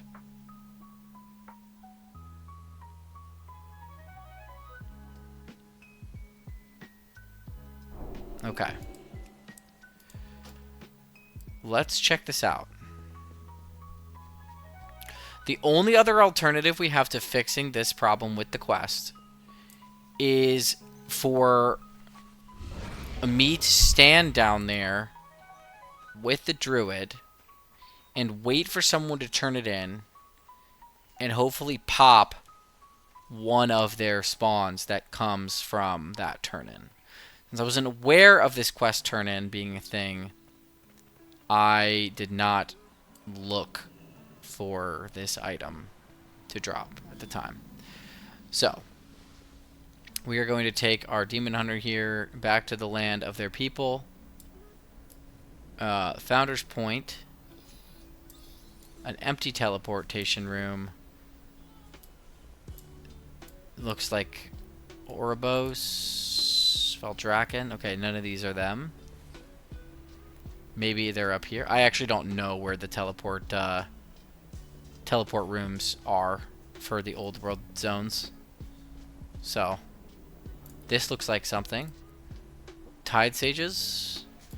Also not accessible to us. None of this is accessible to us. There's got to be a Darnassus, right? There's Belameth. Belameth. I don't know what that is. Aye. I just want Darnassus, guys. I really don't understand. I have no access to any of these teleporters. That looks like Dalaran. There has got to be a Darnassus portal around here. It's Founder's Point. This is the main entryway. So where's the Dalaran or the Darnassus portal? Do people not care about Darnassus anymore? Is there like another doorway that I'm not like aware of? This is Caverns of Time. This is the Exodar. This is Dalaran. What do you have? What can I do? Well met, adventurer. Okay, My thanks. advice. Well met, adventurer. My advice to you is this. As you travel the world, be wary of magic, for it will burn the untrained. Okay, so that's the Founder's Point. Stop. Relax. That's Veldraken. None of these are the other zones. There has to be an Ironforge teleporter in here. I know the Horde I know the Horde. This is the reason why we're doing this on Alliance, besides the fact that I play mostly Alliance now, but I've been Horde for years. I know that teleportation zone like the back of my hand. And here I am looking incompetent. Stormwake Tide Sage. That's Storm Shield and Ashran. If I have to look this up, guys, just to feel useful. I'm gonna cry. Is it like down somewhere? Is there like another doorway? These just don't feel like there's enough portals. And I'm really trying to understand. Where's the Darnassus portal? How do I get to Darnassus? Do I have to take a boat? Do I have to? How do I get to Darnassus from Stormwind and Retail WoW? This is a crazy question to ask.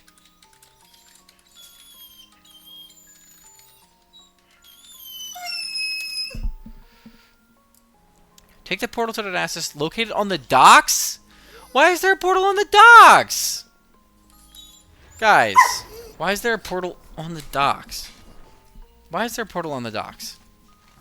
Why can't we be adults and all agree that there's a portal room, a room full of portals, that the other faction has the same room with every necessary portal that they could ever want or need in one spot, and here, on the Alliance side, we have overcomplicated this shit to the point that we have to do this weird thing?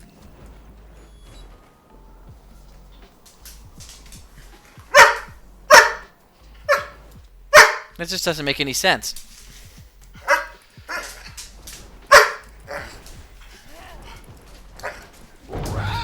Rumble coins? Yes, pretty trinkets. Come on, come here. Stormwind Harbor. Okay, that's not it.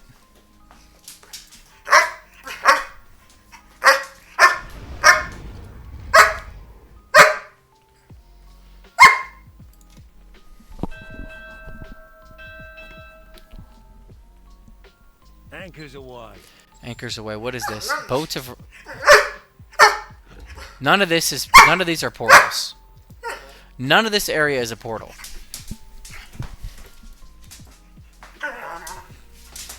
There's Darnassian archers.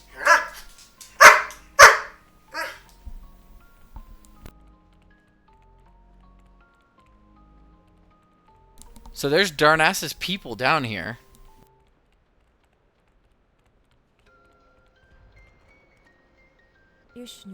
But where is the portal? The leftmost pier?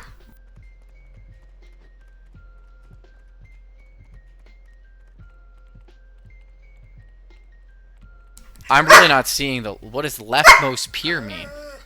Is it down at the bottom? Where those other portals are?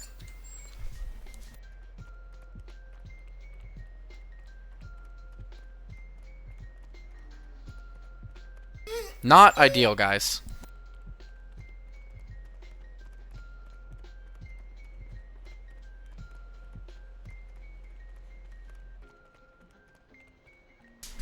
This is looking promising. I'm seeing... This is Dragon Isles. This dock now serves as the landing spot for the Relentless. She's been chartered by the Alliance as the main transportation for diplomats between Stormwind and Coltaris. The ship will take you straight That's to the Coltaris. There is no way. I'm watching a YouTube video right now. This should not be this hard. This is the kind of shit that... This is the kind of shit that new players and returning players do not tolerate. Like, it should not be hard. One, you don't give me a way to get there.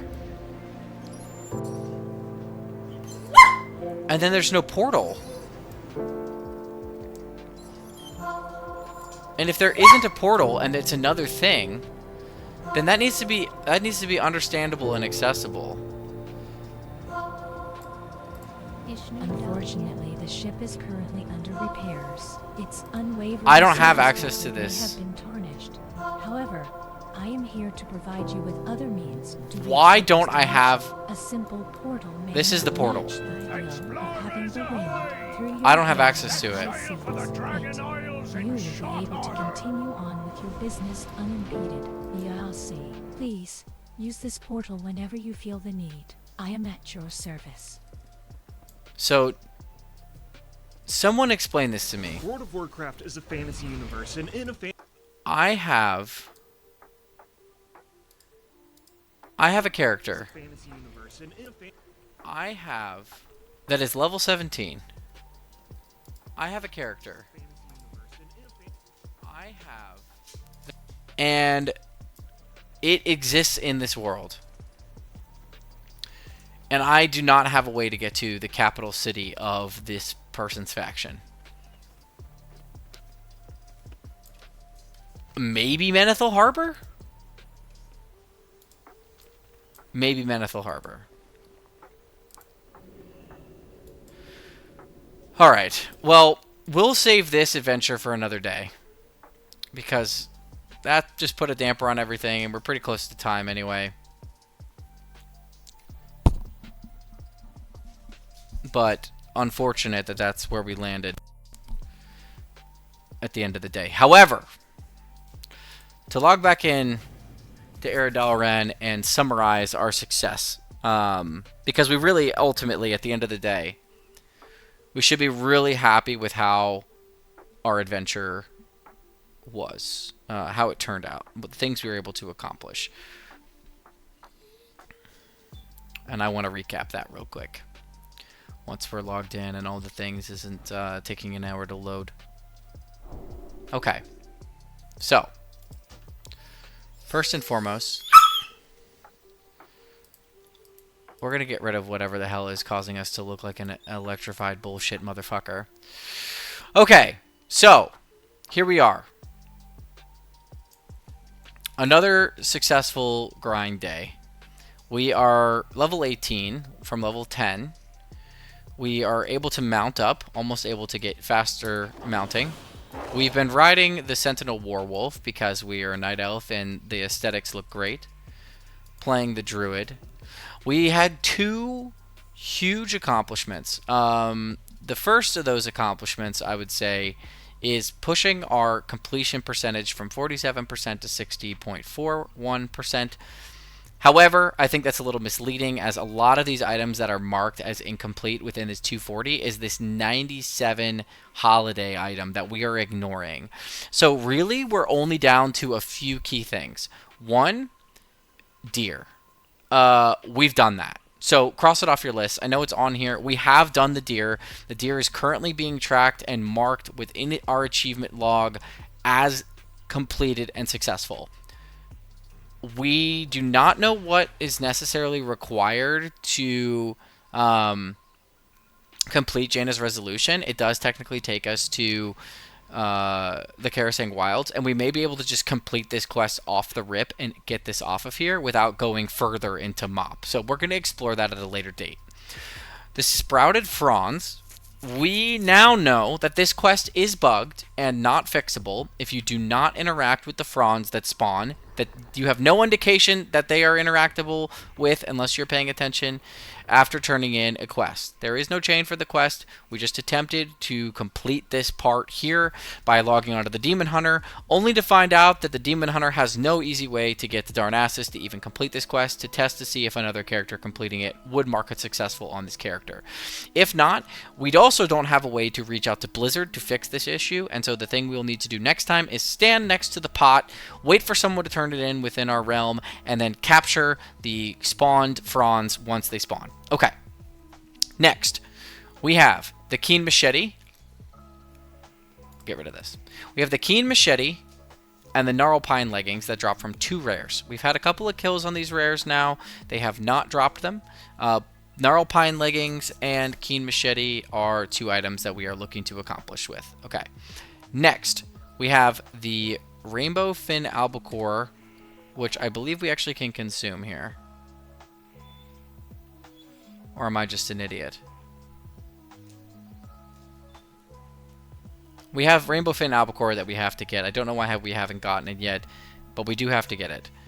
And then Sagefish Delight, which we will not be getting because it's 175 cooking. There's not really a great way of getting to 175 cooking here without doing something convoluted, and that's not really in the spirit of the adventure.